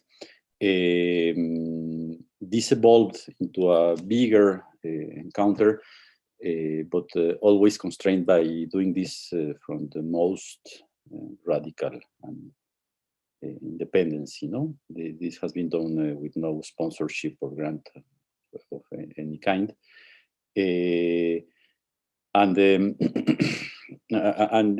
it's been this that somehow, since the beginning, we felt that constrain this encounter to Riso producers or printers was somehow limiting what was on the scope of our interest about autonomous publishing, but at the same time was the space to keep fostering this community, no? And we have been doing this for the last 5 years. And after the first year, this encounter became more international, mainly with our lovely and dear friends from the American Riso community. And yes, that's the replica. Yeah. And it also gave us the opportunity to engage with what's happening in the country, you know, with these research projects or publication projects. At the beginning, we started invitating only people that has been working with research, but like, I don't know, the recent one, we started to, you know, to invite mainly publication projects, regardless. Yeah, somehow by understanding that there's a common thread on about the Riso printers that maybe some or most of the Riso printers usually don't see, which is it's about to find a space of autonomy, and also about somehow, and this is something that I have been trying to conceptualize with some of the people there. It's about to somehow, at some level, fight the system of about how things are supposed to be printed and how truth and reality has to be reflected on the printed matter. And yeah, that's... Which is a very different context, you know, in each different country, even in each different city. So yeah, what Leon says is really important, because it is not the, I mean, in this kind of encounter, you can see these differences, and you can also have a lot of richness and a lot of feedback, and also see a lot of political circumstances also. So I think that aspects also has been really important, and we have discovered that by doing these kind of events. That's amazing. And Andrea and Leon, thank you so much for your work and everything that you've been doing. There's a lot more to unpack, I'm sure, and we can keep the conversation going, but unfortunately we are going to have to move on to the next press. But I encourage everyone to bring more questions to the final wrap-up conversation with all the panelists. So again, thank you, everyone. Thank you so much for joining us. Bye. Hi. All right, and next we are going to be speaking with Issue Press. And George, who's all with you? Hi. So we have Shemay Johnson right here, and then a mere blocks away down the street, we have Todd Freeman, my two collaborators for this project. Great. So I'm just adding everyone into our windows. Here we are. Thank you so much for joining me, everyone.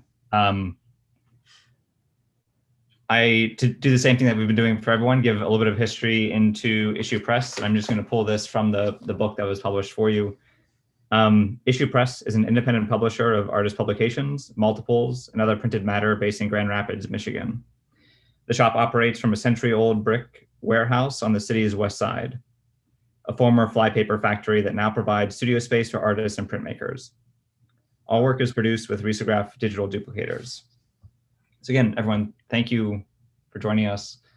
And I wanted to start off by talking a little bit about your section of the Magical Octopus book, and wanted to hear a bit about the almost science textbook inspired design, and how this allows for a deep dive into a narrative around fictional creatures and how their bodies work.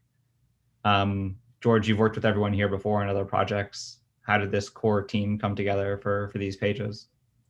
I guess pretty organically. Obviously this project is something that happened in the context of the COVID-19 pandemic. So I'm not relating to my city in the way that I normally am. So it just kind of came out of, this particular group came out of the people that I was having conversations about the idea with. And then they just sort of naturally slotted in. When the night that I got the invitation from Yo to participate, I ran into Todd at a concert. and was talking to him about the project. So Todd was, I think this is before I had actually roped him in to the project, but we were kind of talking through some of the really early concepts, you know, from literally day one. It was just like a few hours later. And back in the beginning, I was thinking about like I was like a little nervous because this is a collection of, you know, really literally world-class Riso printers. So I was trying to think of like what would be a cool visual idea that would really showcase the printing. And I was really inspired by the stuff that Knust was doing in the last collaborative Magical Riso book from 2016, where Knust and Katrine were using the white ink as sort of a technical ink, like a special effect ink, you know, using the white ink as an overlay over the color image to sort of change the appearance of the image. You know, if you held it in the light and you looked at it, it looked completely different because of the sort of weirdly transparent nature of white ink. So I started thinking like really from the beginning about like, what could I do that would be like technically amazing, sort of inspired by that idea that I was ripping off from Knust and Katrine like fully. And so I was like, oh, maybe I'll draw like skeletons on the octopi and stuff. And that's the kind of stuff that Todd and I were talking about that night. But it's not really skeletons to draw. Yeah. So as Janmei and I were talking about the project, we were like, that's sort of absurd. They don't have skeletons. They don't have a similar kind of like visual, like nervous systems in the way that I was imagining. And I'm like really interested in science fiction, but really soft science fiction. It's like it was important for this idea for it to feel real, and something about using the ink as that sort of special effect was just so far from reality that it would be obvious that it was fake. And so basically I was just talking about these ideas with Todd and Janmei from the beginning, and so they just sort of naturally got involved in the project. I don't know if you guys want to contribute in another way, but that's sort of the evolution of where we got together as a group. Idea. I feel like it was you and Todd that kind of like, you guys like were talking about your ideas and ways that you can make it work. And then for me, I got in it because you're like, I want to make these images glow. And I was like, oh, I can figure that out. Yeah. And so I did that. And then I was just like, and then I just kind of like redid some of the illustrations to clean them up and get them ready for print. Yeah. Janmei's a lot better at Photoshop than I am. So that was a big part of it. Yeah, I mean, the images all came together beautifully, and I love the glow out of the pool that's coming in some of these images. And Todd, I remember your work, seeing it for the first time at the Detroit Art Book Fair, and your systems book.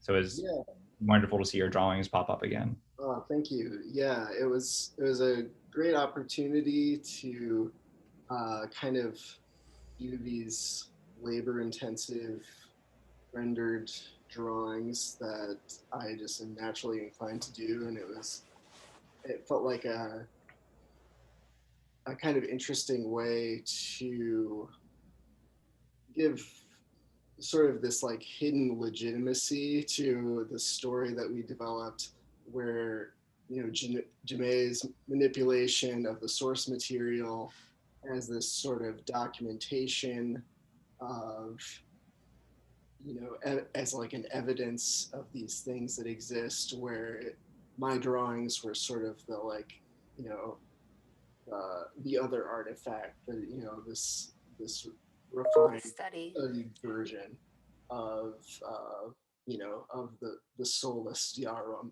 the bioluminescent water flea we created as the source of the glow events around the Isle of Mull.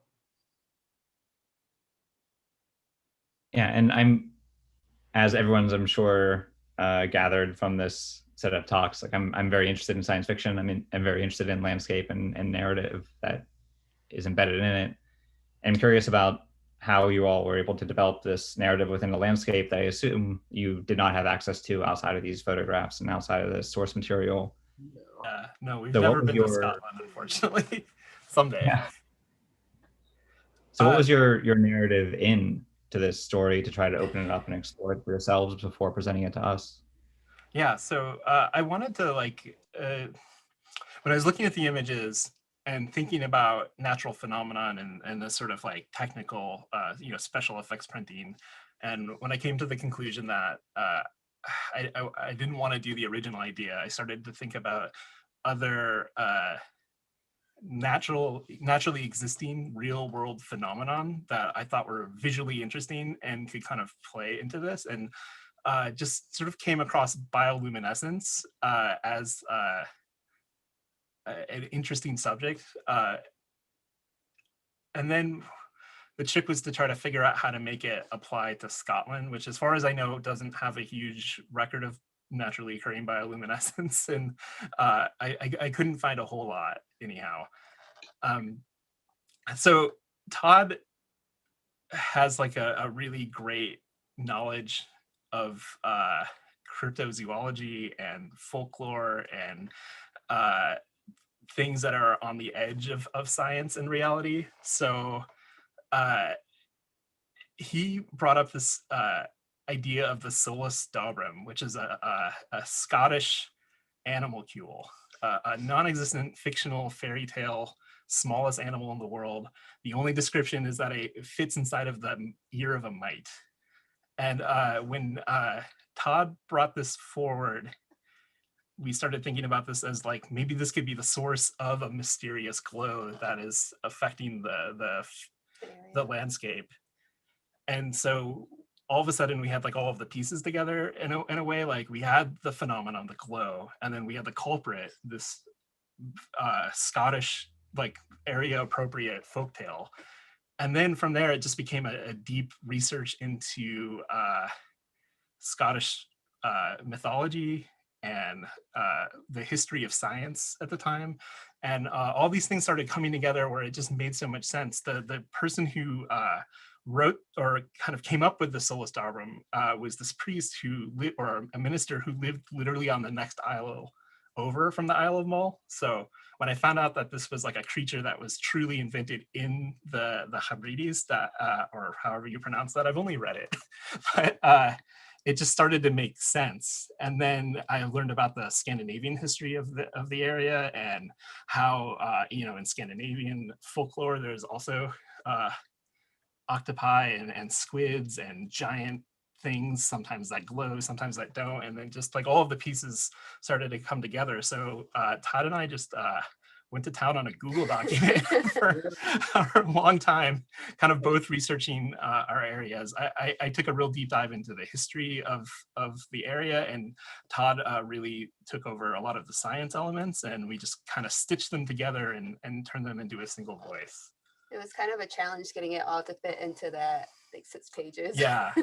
We kind of had to like discard put aside some of the illustrations and stuff because it was just like so much that, yeah. Todd, as part of his work, developed this really beautiful diptych of like kind of classical etchings of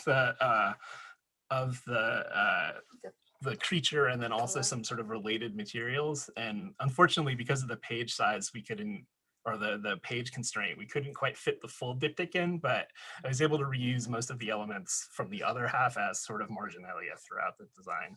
So it was I'm really grateful that he went and did. One thing I've always loved about Todd's work is he is like the master of marginalia. Like he just kind of includes incidental little things into all of his designs. And so it was like perfect. It was really right for me to cut apart and incorporate into the side elements.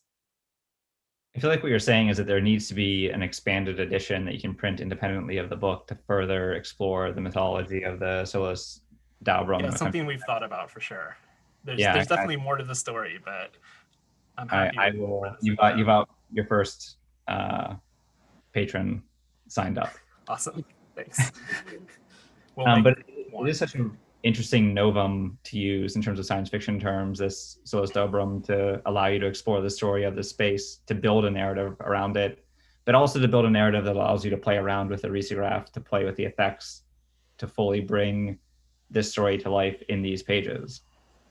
So I would like to hear a little more about some of the technical aspects that you were exploring as you were trying to build out the narrative on the pages? Well, I guess that after I abandoned the sort of idea of the trick printing, it became much less about printing in general. It's funny, I was talking with Paul John a couple weeks ago about how I could have just, and probably should have just sent these files to Gyo and have them printed it on the ComColor, because that would have been just as good for what I was trying to accomplish. This is definitely not about printing, and which is kind of where I'm at in my life in general. I'm less interested in the I've never really been one for extreme printing. Like, anybody who knows me knows that I'm not a huge fan of printing anything with more than 2 colors, and so having one 4-color image in this is a real personal stretch for me.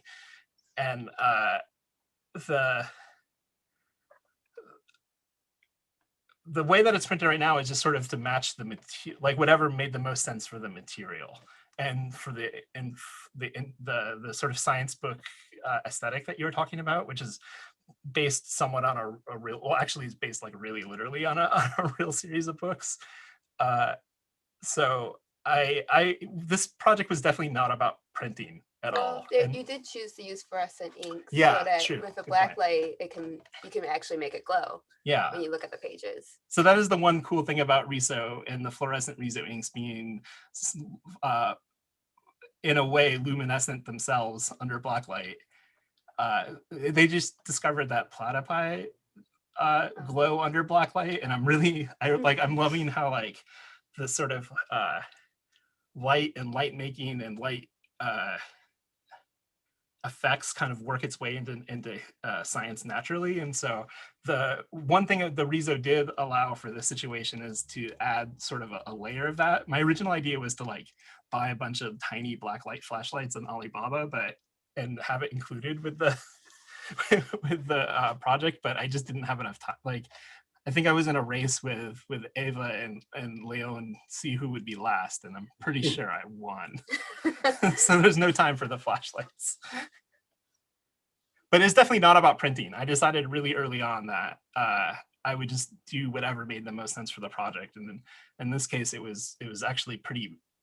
I only test printed one image, which was the very first image, which is also the only 4-color image, and mostly because I'd never done like a photo representative print with fluorescent yellow. So I just wanted to puzzle that through. So I did 2 test prints before I actually printed the real thing. But everything else I just printed because it was unimportant. Yeah. Do you mind talking a little bit more about the push against extreme printing? So I also just love the focus on just like 2 colors or bust, as PJ says, and trying to focus more on the material. Yeah, I guess I'm a lot like Leon in his last talk in that regard. To me, the Riso is a tool to accomplish what I want to do, and it's the thing to me that is so special about the Riso is it allows me to play with printing and publishing in a way that is much less resource heavy and knowledge heavy as offset printing. So I try to think of the Riso as basically just a tool to do what I want, and for the most part it's not that fancy. I just want to make content, and I want to make material that matches the content, and the Riso for the most part allows me to do that, but there are other ways to do it. I really could have saved myself a lot of headache had I sent the files to Yo and had them printed on the ComColor, but I think that that wasn't the point of the project. But I if I could, I would have. But I've never been interested in like really like printing on A2 on an A3 machine, and like it's cool that people do that, and it's cool that people are trying to push the limits, but it's just personally not something I've ever really been interested in. I just am interested in content and finding the best way to produce it, and many times it's the Riso, and it's the machine that I have available to me to do what I want to do. So that's what it's all. I don't know. I've lost my train of thought mid. Yeah, I mean that's great. And actually, the idea of like doing what you want to do and being able to have the machines yourself and to print and publish what you want. Riso is a method of making it part of under my own control. I like to do everything myself, and Riso is an incredible way to do that. And maybe this is a good way to also talk a little bit about some of your concerns as a publisher, like what you're trying to publish and perhaps how you've worked with your collaborators here before and their interest in publishing and printing. I feel like I've been talking a lot, so I'll. Yeah, George, you're on timeout for the next 5 minutes. I'll preface it with, so I was actually living with Todd when I bought my first Riso. So not only was he around day one for this particular project, but he happened to be around day one for me owning and operating a Riso from the begin with. So he's one of the artists that I've worked with the longest with Issue Press and have gotten, like, I really know how his work works and how to print it. So it was a real delight to work with him again in this context, and maybe I'll turn it over to Todd for the rest of it. Yeah, thanks. Yeah, it's been just so amazing to see George just really take hold of the risograph from what I thought would be yet another antique piece of junk in his room to something that's built into this like beautiful, like decade-long, world-renowned operation. It's just like amazing to see him take off and see this thing bloom. But yeah, there's something just like so great about it that, yeah, as George said, like there's just such an efficiency to it, you know, that you can just make these, you know, relatively simple to produce, you know, 2 or 3 color things. And that was just like such a great solution for this project where we wanted to kind of mimic that visual language of those sort of like mid-century science books where there's like maybe just very limited color or, you know, just simple black and white. And so especially looking at like life science books, which was like, I think they were largely maybe mail order or through school. And they were just these like really beautiful graphic science books that would have these sort of like little side marginalia of details or just objects, as well as just a larger sort of overview of a particular subject. So we really sort of were kind of echoing that style as a way to kind of channel this weird narrative that we developed and give it a little bit more credibility and a kind of reference to history. So that was a nice way to kind of corral these kind of competing ideas of, you know, the history of the region, the manufacturing a credible sounding, you know, biology of this animal.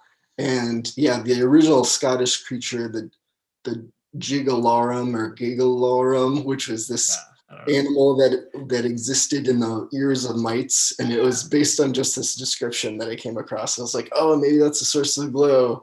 And then we were thinking that it would maybe make more sense if we have this unseen animal of fantastic qualities, if maybe it's an existing animal with those traits. So what's a common tiny planktonic animal, and the water flea or Daphnia are, you know, this worldwide species, thousands of different variations.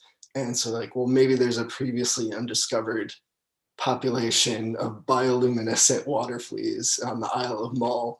And that kind of like just started things rolling. So yeah, and like I tweaked the design of like, you know, the actual anatomy of a water flea to kind of put my own flourishes on it, but like it more or less is close to the actual anatomy of a real one. And so I was kind of thinking of, you know, stuff that I wanted to draw that would be fun. Like the lights are kind of modeled off of Captain Nemo's ship in 20,000 Leagues Under the Sea. So that's kind of like where that light pattern came from. But everything else is like more or less referenced in like, you know, real biology. And yeah, just wanted to have a bit of legitimacy to it, even though it's, you know, completely invented. That was kind of the approach with the history too. It's I think it was important to us that everything felt real, and it's honestly probably about 90% real. It's just like if you squint your eyes at it, it feels real, but the animal doesn't exist. That's the only part that's fake. The animal itself. Meek also mentioned that they've shown the book to people on Mall, and they are now on the lookout for these animals. And it's triggered talks about other mysteries, and as well. Yeah, I'm dying to hear about these other mysteries and the unexplained phenomenon of the Isle of Mull. And I think the Dalbrum is probably a good 20% of them, for sure. When you posted on Instagram your contribution, we got a phone call, kind of an alarming phone call, that if we were aware that researchers near Noordwolken were researching this, and people were warning us that we really had to contact them because it was a great new discovery. So it really worked that way, I think. And also our neighbor immediately was stunned by this, that she lives here already 25 years and never saw them, and she felt really like, oh, I did not. Oh no. So good. And then there's a lady, she drives on her horse every day, and this year it's especially very wet. And when we talked about the book, she was telling us that more and more, when she enters one specific field on her horse, the legs and the feet of the horse don't touch the ground there.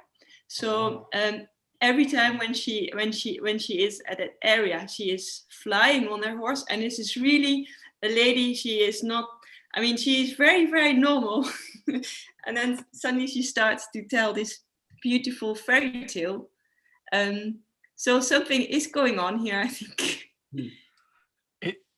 As I was looking into the island, and as Todd and I were kind of crafting the narrative, it was apparent to both of us that this was a very special place that would be a natural home to kind of this fairy tale like stories. So it was just very lucky that we had the Isle of Mull and particularly the Noordwolken area as a reference, because it just it doesn't seem real. It seems like a fantasy.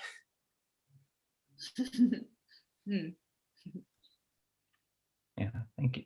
Yeah, that's amazing. Thank you, everyone. So we will open this up to more questions from the panelists and from attendees and people on YouTube. So please keep typing questions in. But before we let you go, or before I turn you over to the audience, Jemay, I wanted to hear a little bit more about your involvement with Issue Press and some of your design concerns and things that you're playing around with. I mean, I've been kind of involved since the beginning, when you got your first printer, and just like watching it go from like your bedroom to the studio, and just like helping out with finishing projects. I don't do any printing, but I do help out with a lot of finishing and just keeping things in order a little bit. And for the printing, or for this book, I really enjoyed editing the photos, and they ended up being printed differently than I was expecting. The only there's like one full color, but the rest are like just black in the glow, which still look really interesting. But I did post some of the photos that were edited, and I tried to make them look like it was darker, and then give it the glow, and just really keep it concentrated around like the object that was glowing. And I don't know, it was just like a lot of fun to play with that. Yeah, I did, because of the size and so the design reference was this book, The Sea, which Todd loaned me. But this is something that I think almost every American child grew up being exposed to. It was like a Life magazine natural sciences book that was published in the 60s and the 70s. And if you go to any thrift store in America, you can find multiple volumes of this. It's all different subjects, but it's definitely a series that I grew up around. So when Todd handed me like a stack this tall of reference materials, I just immediately gravitated to one of my favorite childhood books, The Sea. And but it has this sort of sidebar design that I very much lifted for my section. And so when I decided to kind of use this, all of the stuff that existed in the sidebar had to be very tiny to fit into the pages. So Jemay made these really beautiful, glowing 4-color images, but they were it was gonna get so inky and messy. I had to reduce them to 2 colors, just black and fluorescent yellow, so they don't quite have the same. I still like them. I do too. I do too, but they're different than what you initially submitted. The first image is probably the closest to the work that she was doing, the one 4-color image. Yeah. So. Awesome, thanks. So the first quick comment, which is another technical comment from Sigrid, asked about the paper that you used to print this on because it's so smooth. And we now know that yes, you did print this on using your risograph and not with the inkjet color. But I think Sigrid, if you're on and you want to ask the question yourself, but it seems like just a comment on the paper stock.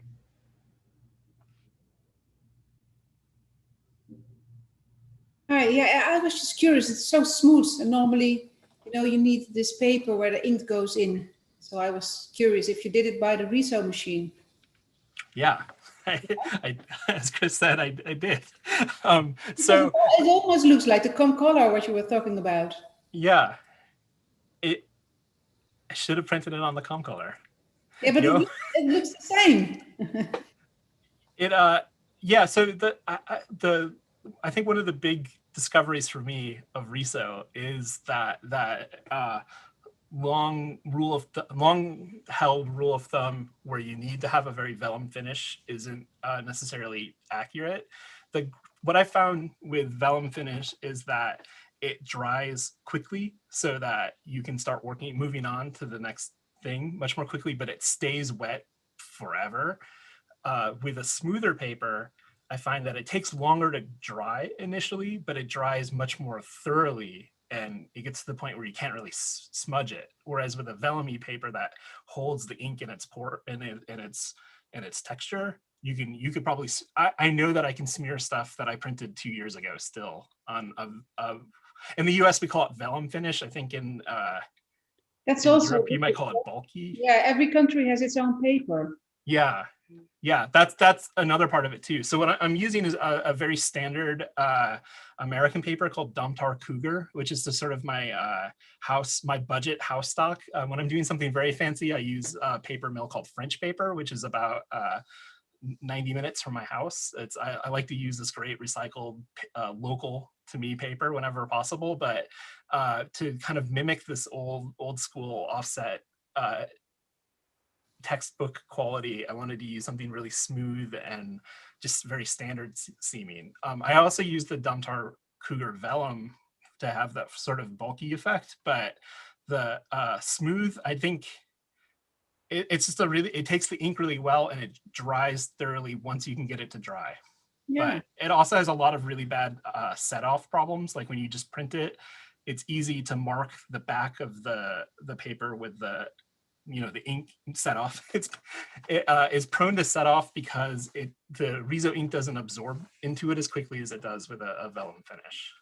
Yeah, maybe it's also because the most parts were text and black and white. Yeah, that's part of it. But I use it for almost everything, regardless of.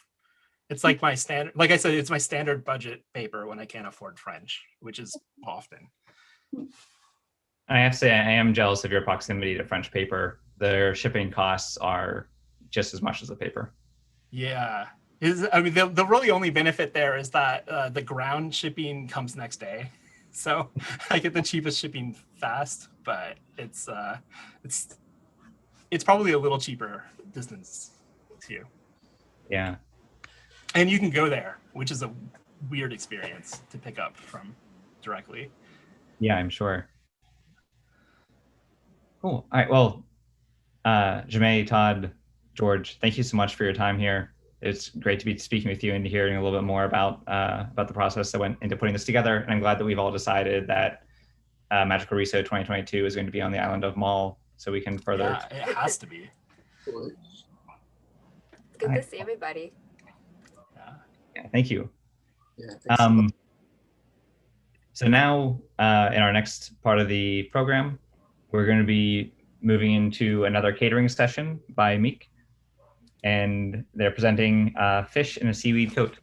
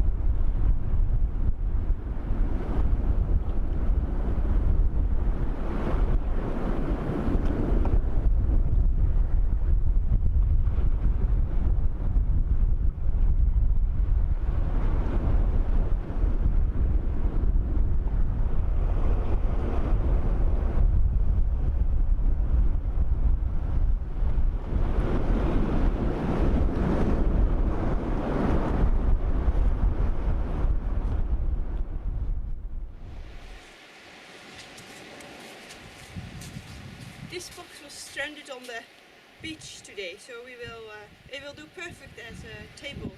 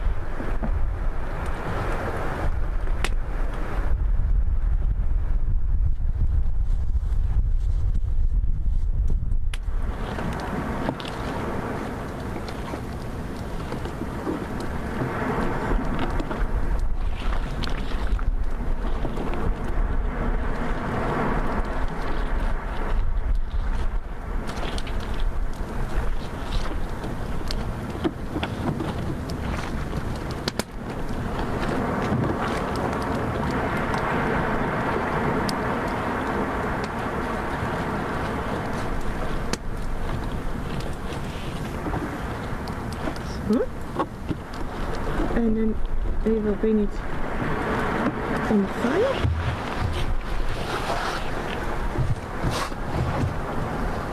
Zo.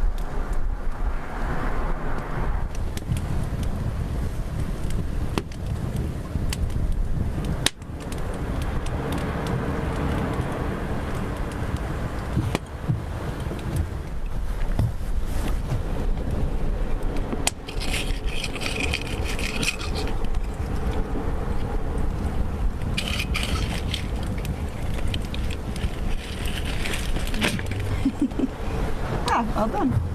Thank you.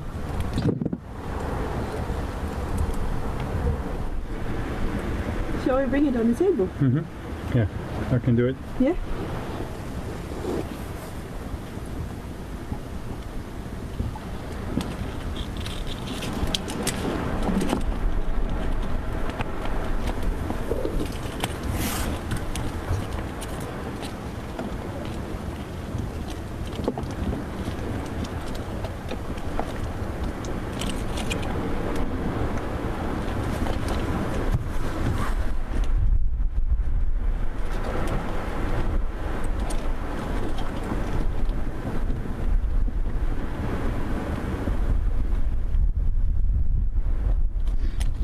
Oh, that looks good. Ready to eat. I think we forgot any tableware, so it's gonna be finger food. Thank you, Meek. That looks incredible. And again, I'm sure everyone here is missing the opportunity to actually be able to consume food and eat together and share community in that way. And entering into the final interview of our program today is going to be with Hato Press. And let me just add them to our focus. As a way to first welcome you to the program. Thank you for joining us for Magical Riso number 4. I'd like to introduce the press to the audience by way of the text that is provided in the book, if you don't mind my reading one last time. London-based Hato Press, and I'm sorry, Hato or Hato? We don't mind, but Hato, we call ourselves. Okay, great. Yeah, I will mispronounce many things over the course of the 4 days. Hato Press was established in 2009 with the idea of creating a space for the creative community to produce content. Hato Press values experimentation and play. They also produce selected projects for the creative industry and community, as well as make sustainable crafted products. So again, Anya and Leanne, thank you so much for joining me. And as a way to introduce yourselves to everyone, I'd like to ask what your roles are with Hato, how long you've been there, and what you've been doing for the press. Brilliant. Well, thank you so much for having us today. It's been really wonderful to hear the other speakers and gain a bit of insight into everyone's work. I'll start and then I'll lead on to Leanne. So I've been working at Hato for the last 2 years, and I work between the graphic design studio and the printing press, as well as running workshops. So I've been involved in quite a few elements of our production. And yeah, Leanne, if I lead on to you. So I joined Hato Press in production 5 years ago. So currently the production manager, so achieving the kind of physical printed output at Hato Press. Great. I want to start by talking specifically about the work that you produced for the book, for Magical Octopus. And I love the idea of finding commonality between the movement of the Riso machine and the sea. You developed a way to open up new space within your pages and compositions. And it's a simple act of placing an open rectangle in the center of the spread, and a more complicated process of opening up space within the text of Meek's poetry. The movement of the text kind of washing towards, in a way, that center area. And I was wondering if you can elaborate a little bit more as to how this approach came about. So I think at the start, it came about as from group discussions between the press and the studio, and we all came away from the content that we were supplied and thought about elements in our practice and our interests within the Riso and the design studio that we could communicate through the pages. And I think due to the closeness with the printers that we have through the running of the workshops and the collaborations we have with our clients, we particularly like pushing the boundaries of the printer. And so thinking of this cyclical motion of the printer and this kind of paper coming in and out, I thought it'd be quite nice to think about how we could reflect the sea in the actual printing motion of the printer.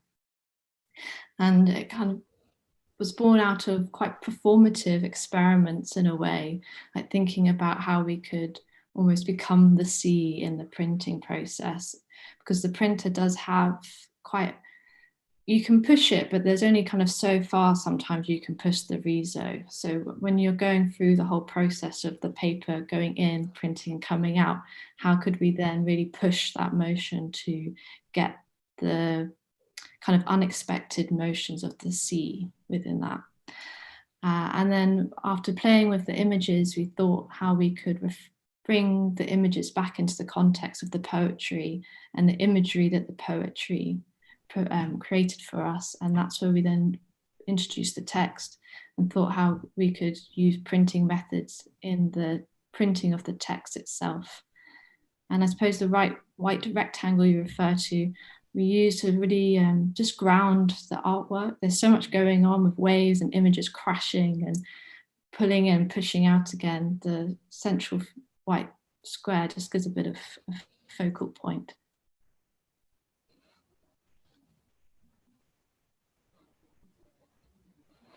In the body of the text of the book, it also mentioned using primarily the scan bed to produce the imagery. Is that accurate? Yeah, something I really like to play with. I think because of the workshops, we use the scan bed in the workshops, and then when we're working a lot of client work, we sometimes don't get to play with that space as much, and I really like it as a space you can experiment with. Because not only is a scan bed the thing that you can put an object in, you then have the option of changing the way that that object is then scanned and reproduced. So there's a lot of happy accidents that can happen within that space. I'm sure that since you're also you have a design practice as well as the workshops and the publishing practice. And I'm sure that being able to interact through the workshops directly onto the glass of the scanner facilitates more of a sense of play within your own practice and might feed back into the work that you're producing. Definitely, and that's a very central idea for the whole of Hatto, the studio, the press, and our store as well. We adopt this method of platotyping, so prototyping through play, and that just comes naturally through the printing process, I think. And you think about that, I love that term, the Plato, but being able to bring that back into the book itself, like how many iterations of process went into producing these pages and the printing of it? I remember the day itself that we decided to. There were tests around the day, but there was definitely a central day which kind of mentioned became almost performative, because myself and an intern working at the time, we spoke about how we could use these tests to think about the sea coming in and out, and spoke about how could we get that return motion in the print. And we both stood on 2 different printers and worked for about an hour trying to create interesting textures through different materials that we'd sourced, and then spoke about how waves sort of crash on top of one another. Maybe it was therefore fitting that we would print on one another's prints in the afternoon. So it was that was a central day, I thought, in terms of production of those images. Yeah, and I also wanted to pick up a thread of something you mentioned before about how the scanner of the machine can actually see the image. And when you're inputting the work that way, you're also playing with this weird machine eyes, right? And trying to understand like how the risograph machine itself is translating the images that you're placing on, or even the objects you're placing on the scanner bed and then outputting it. Yeah, no, it's a really nice idea to think about the scan bed in that way. Also how it interprets light. You know, if you have that bed open or close, that also impacts the image. And I think it's that unexpected outcome, or if you move something along it with the light at different times, that all those elements create that object that you can't quite see in your mind when you're placing that object on the scan bed. Yeah. And Anya, you were saying that it was yourself and an intern who was handling the printing of these pages? The experimentation, and then Leanne oversaw the production of the book. And Leanne is very good at, she's very experienced with layering of colours and exploring those fine details within colour balance and mixing.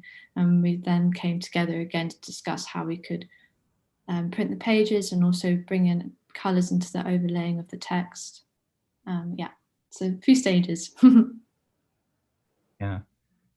And Leanne, you had said that you've been there for 5 years as a production manager. And I'd like to hear. Yes. And I'd love to hear your talk, or just you mention about that sense of play and trying to facilitate that within your own work, because I'm sure that after working with a machine for so long, you might start to rest on some old tricks. I think in terms of play, it's kind of something that runs inherently through the practice.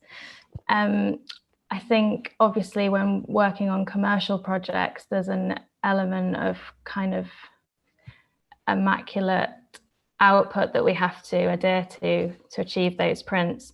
So it's quite nice with projects like this where you can actually explore the other side of the process. Something Anya and I actually used to do was kind of take a break from commercial printing, and as Anya mentioned, kind of experiment with the scan bed and yeah, kind of layering and materials upon the scan bed.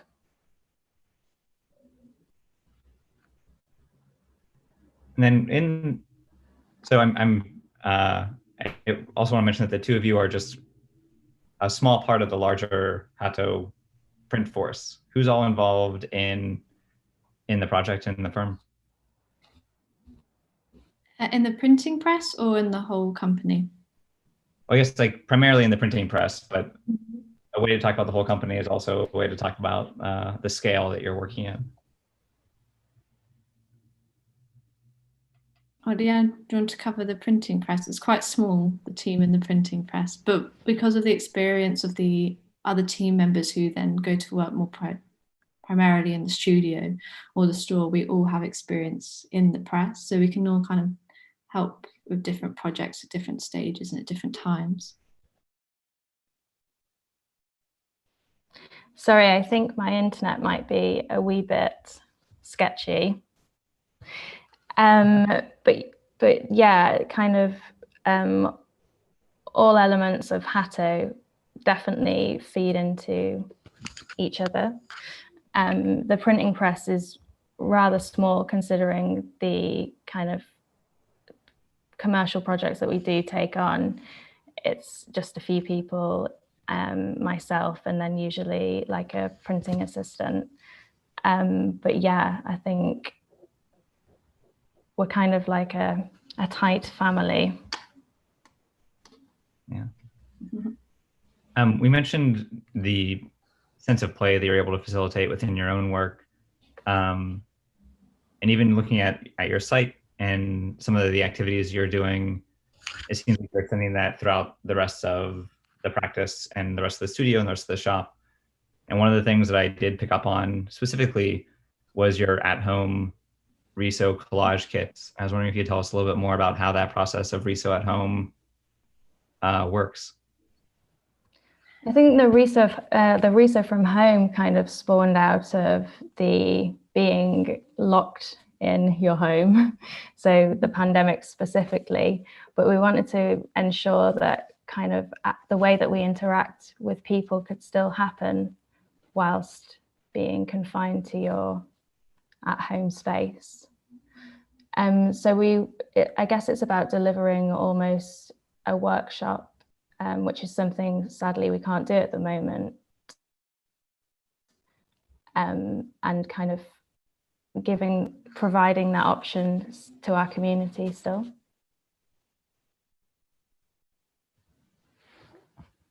Yeah, and that idea of like a Riso workshop during the pandemic was brought up a couple of times within the comment section of trying to keep that in some way open up to people who want to be able to work and want to be able to play.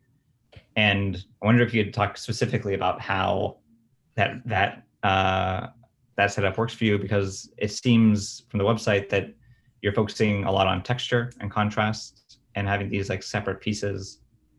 So is it a way for people to develop compositions at home using these set of elements that they then ship back to you and you send them back prints? Is that how? Exactly, yeah. So we're kind of providing the materials, and then obviously the work would be done at home, then coming back to the press to be printed and then sent out as a final print. Yeah, we spent quite a lot of time thinking. So the pack comes along with a tutorial, so a step-by-step guide, and we spent a lot of time thinking about which stages were important to cover in the developmental stage, and thinking in terms of a workshop, you have the space to talk to one another in a group and kind of have that moment of understanding how the machine works. And it was really interesting trying to work out how to get that across in another format so that it could be applicable at home. And yeah, it was a really fun process to think about how to explain and understand the Riso machine even further, really. This is a set of questions that I'm asking almost selfishly, or not almost at all, it's completely selfishly, as an educator and wanting to get students to be able to still do things at home during an online teaching environment. I think that's a really wonderful solution, to provide a set of materials for collage elements and having each sheet as a separate layer of colors that they have to then figure out how they're going to overlap themselves. And I'm curious about how you explain that process to people, because here with this large Riso community, we're all speaking the same language in terms of technology and experience with the machines. And I'm sure an experience that a lot of people have when they're working with clients or when they're working with people in workshops is the very real problem of a technical language gap. And that kind of knowledge, and being able to put that into text in terms of a mail out process is so specific, because you just do not have that, you're not sharing physical space with people. And so much gets lost in the translation between just text when you do not have physical responses. Yeah, I think the visualization of it is so key. And we have provided a video, and we thought a lot about when shooting this film, what stages are so important to be able to visualize, to understand this, oh, if this goes here and this bit goes here, then these two elements come together here. And it really was just a case of breaking it down constantly until we felt that it was almost like a diagram to explain how the process works. And once we had that diagram in our heads, we could go into actualizing it in the film format. And again, I guess is where our connection between design studio and printing press comes in. We then think about how to use design elements within this pack to explain the connection between a visual film to the craft making of being your own maker, and then also the objects supplied in the pack, being able to link those elements together to understand the process that we were trying to lead you on as the maker. Great, thank you. I have one more question for you both as a group before I want to open it up to some audience questions. So as another reminder, for those of you that are on the webinar, please do type questions into the Q&A or into the chat. And same thing with YouTube. Go ahead and type in your questions into the chat, and they'll make our way to us. But I am curious about this division between the design and the printing process.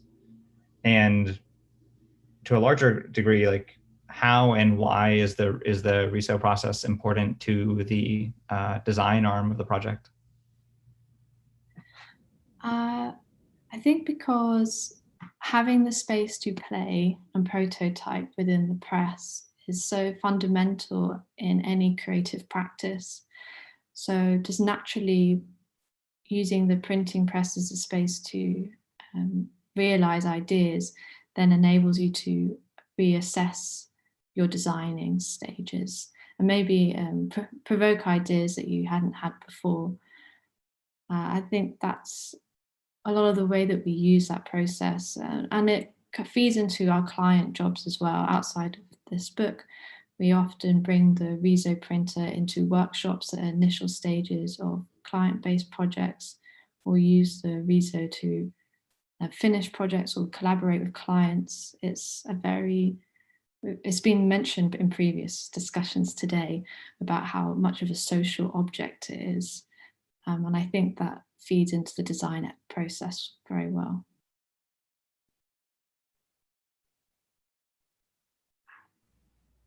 Great, thank you. And actually, I lied. I have one more question, and I would like to, if Meek is still around, if you don't mind unmuting yourself, because I think one of the amazing things that's been happening with the source imagery is that Meek has provided imagery and wonderful text, and you've been able to play with her text in this section a little bit. And I wonder if Meek can talk about the experience of seeing her text reworked and recontextualized throughout so many different iterations. Oh, for me, this is absolutely stunning and moving as well, that all this material from here, like the images and the words, are transformed in so many ways I would never be able to, I would never think about. I would not be possible in my lifetime. So I think it's it's almost too big to explain or to say how impressed I am by all these different ways of dealing with the material. And when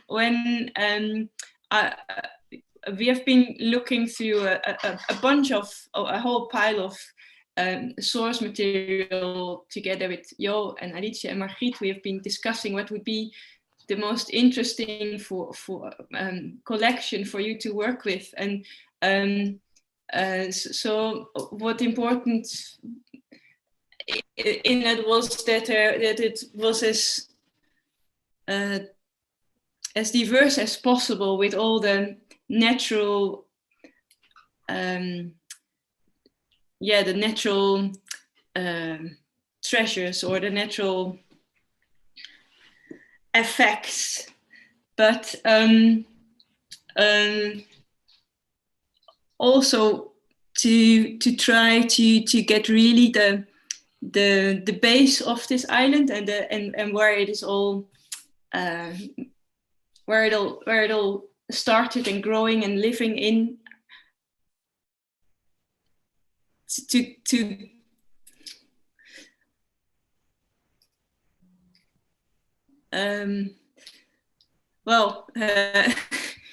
so in the end we decided for, I think it were around 40 items, also with some maps and also with some scientific drawings that I found in the archive here nearby in Oban, where is the marine. If you want to study something with the ocean, you have to go to Scotland and to Oban, and yeah, it was all to in the hope that it would. Oh, Meek, I'm sorry. It's getting a little bit choppy. And I'm going to open this up now to the rest of the panel, and for Q&A in general to all the panelists. And this will be our final section for the day. And actually, Hato Press, I'm sorry. There's one question asking how Renato and Donatello are doing.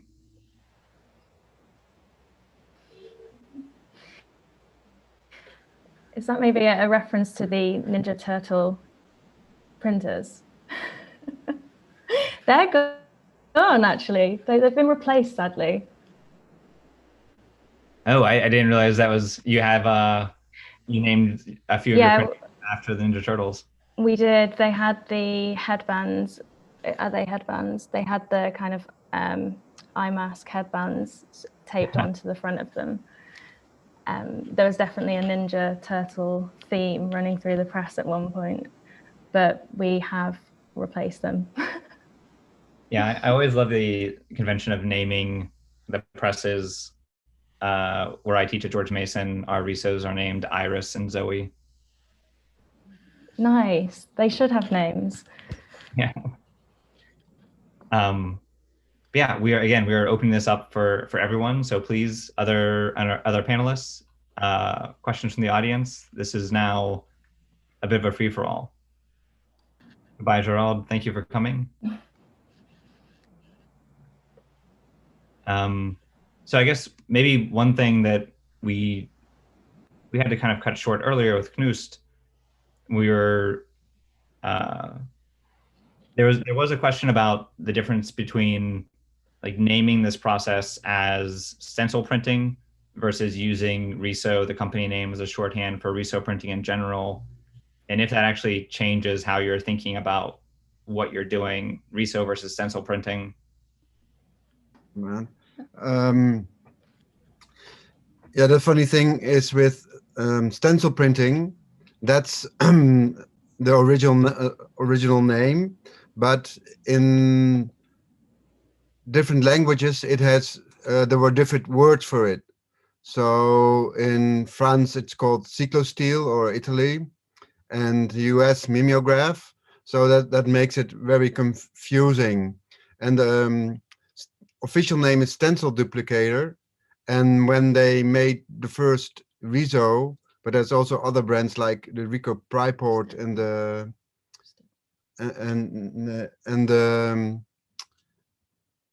Du printer for Duplo, they called it digital duplicator. But yeah, that's a bit sort of silly name because everything is digital nowadays. And Riso got to be the brand like Coca-Cola or Hansaplast, I don't know which. But it's still because it's so unknown that when the first Americans came, we had to refer to it as mimeograph, and well, the English called it stencil duplicator, and the Germans called it Schablonenvervielfältiger. So it's quite confusing, but basically it's the same technique. The ink is like Erwin Bloch. You got Erwin Bloch with Olga Stettner. He collected probably a lot of old Gestetner ink before finding out you could also put Riso ink in a Gestetner. So it's and that's Riso just got an overall name so that everybody knows what you're talking about. That's basically what we think.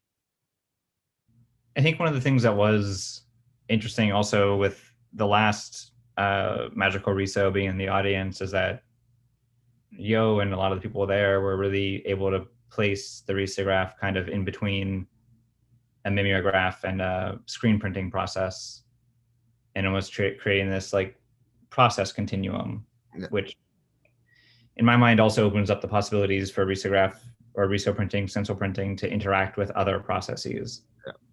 And I wonder about people's history mixing and matching processes or expanding what can be done with Riso so that it's not just a risograph print. Mm-hmm. We do have a couple questions coming in from the audience that I'd like to throw to everyone. Lucas, watching from Sweden, is curious about transparent or less opaque papers used in the risograph, and was asking for a larger discussion of what types of paper can be used in the risograph, or if there's any special considerations. And George, I think you talked about this quite a bit actually during our talk, the concerns versus smooth paper versus more of a vellum finish as one thing to consider.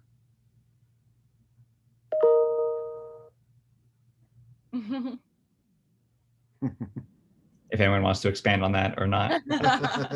Well, we printed help on for Lucas to hit rewind. We've printed on candy paper, like the paper you can eat. Oh, really? It works. Wow. Yeah. But that's 20 years ago. Yeah, I just found it. Can you smear it? No, it's fine. Okay. What does ink taste like? I didn't eat it.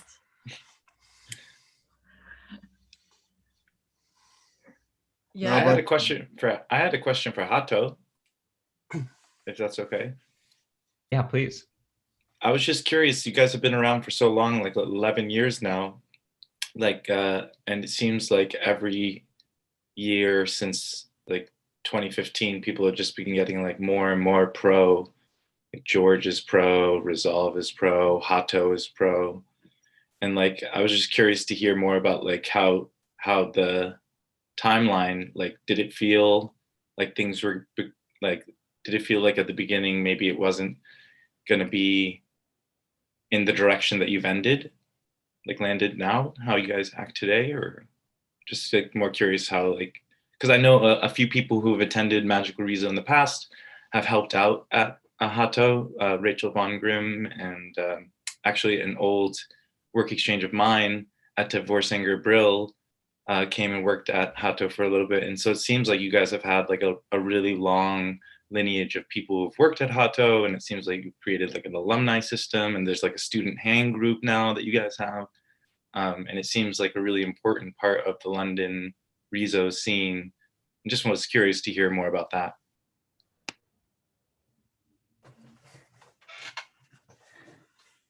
I don't know if Leanne is still on the call. If you are, Leanne, jump in, because Leanne's been there longer than I am. But absolutely, it's, from what I've heard from the rest of the team, it's been a space that has changed over the last 10 years. And the popularity of Riso has massively increased in the most recent years. I think as a community, we respond to the changes in the trend in the wider community. So it's just been interesting, changing depending on what's happening in the wider context as well. I don't know if that answers your question.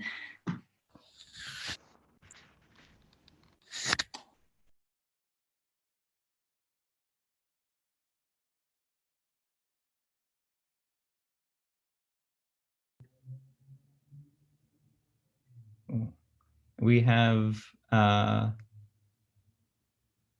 one question from Anne Kristen asking when Goko will be part of Magical Riso.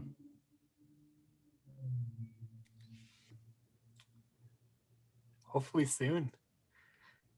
Yeah. That Goko was the way that I got into Riso printing. It's I think a really important part of the history and the present of Riso as a company that reaches out to artists. It's like one of the few devices that's actually designed for artists.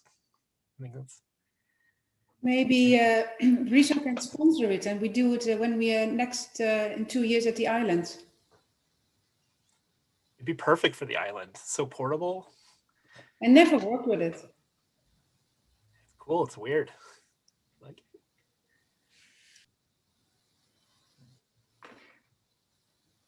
we have another question from YouTube, from Emon.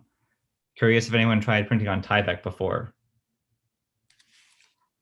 I haven't, but I know that it works. One of my suppliers, they have a customer that orders an entire case a week, and they only print Tyvek envelopes as like a commercial printer. It totally works, and it Oh, wow. apparently dries pretty well. But I've never done it personally. Paul Suellis's urgency reader that he published this summer, the envelopes are printed on Tyvek. We printed on Tyvek, I think 2 years ago for wristbands, like what you would get if you went into a club or something like that. Just like anyway, they were in full sheets that were already die cut, and then you would just pull them off afterward. So we were just doing one color prints on top of it, and that worked actually. We didn't think it would, but the person that wanted it insisted, so we tried it and it worked. So, but we haven't done it since. But we haven't done it since. I've often wondered if those are printed on Riso because of the color, like the fluorescent. Well, I guess there's like weird greens and stuff, but often you'll see a pink one, and they usually have pretty shitty registration. So the thought has crossed my mind that a Riso is a practical application for those things. I remember, yes, that Rico always told us, oh, you should really do this because it's a big thing. So with Rico inked, yeah.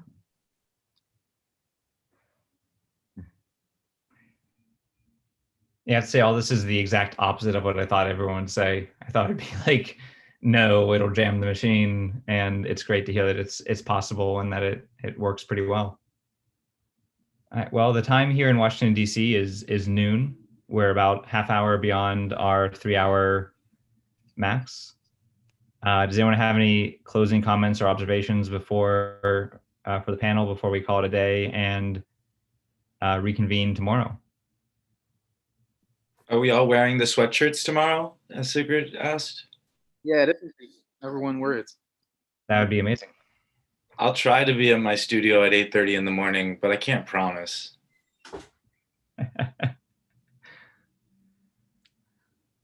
Excellent. Well, everyone, thank you so much for being part of this again.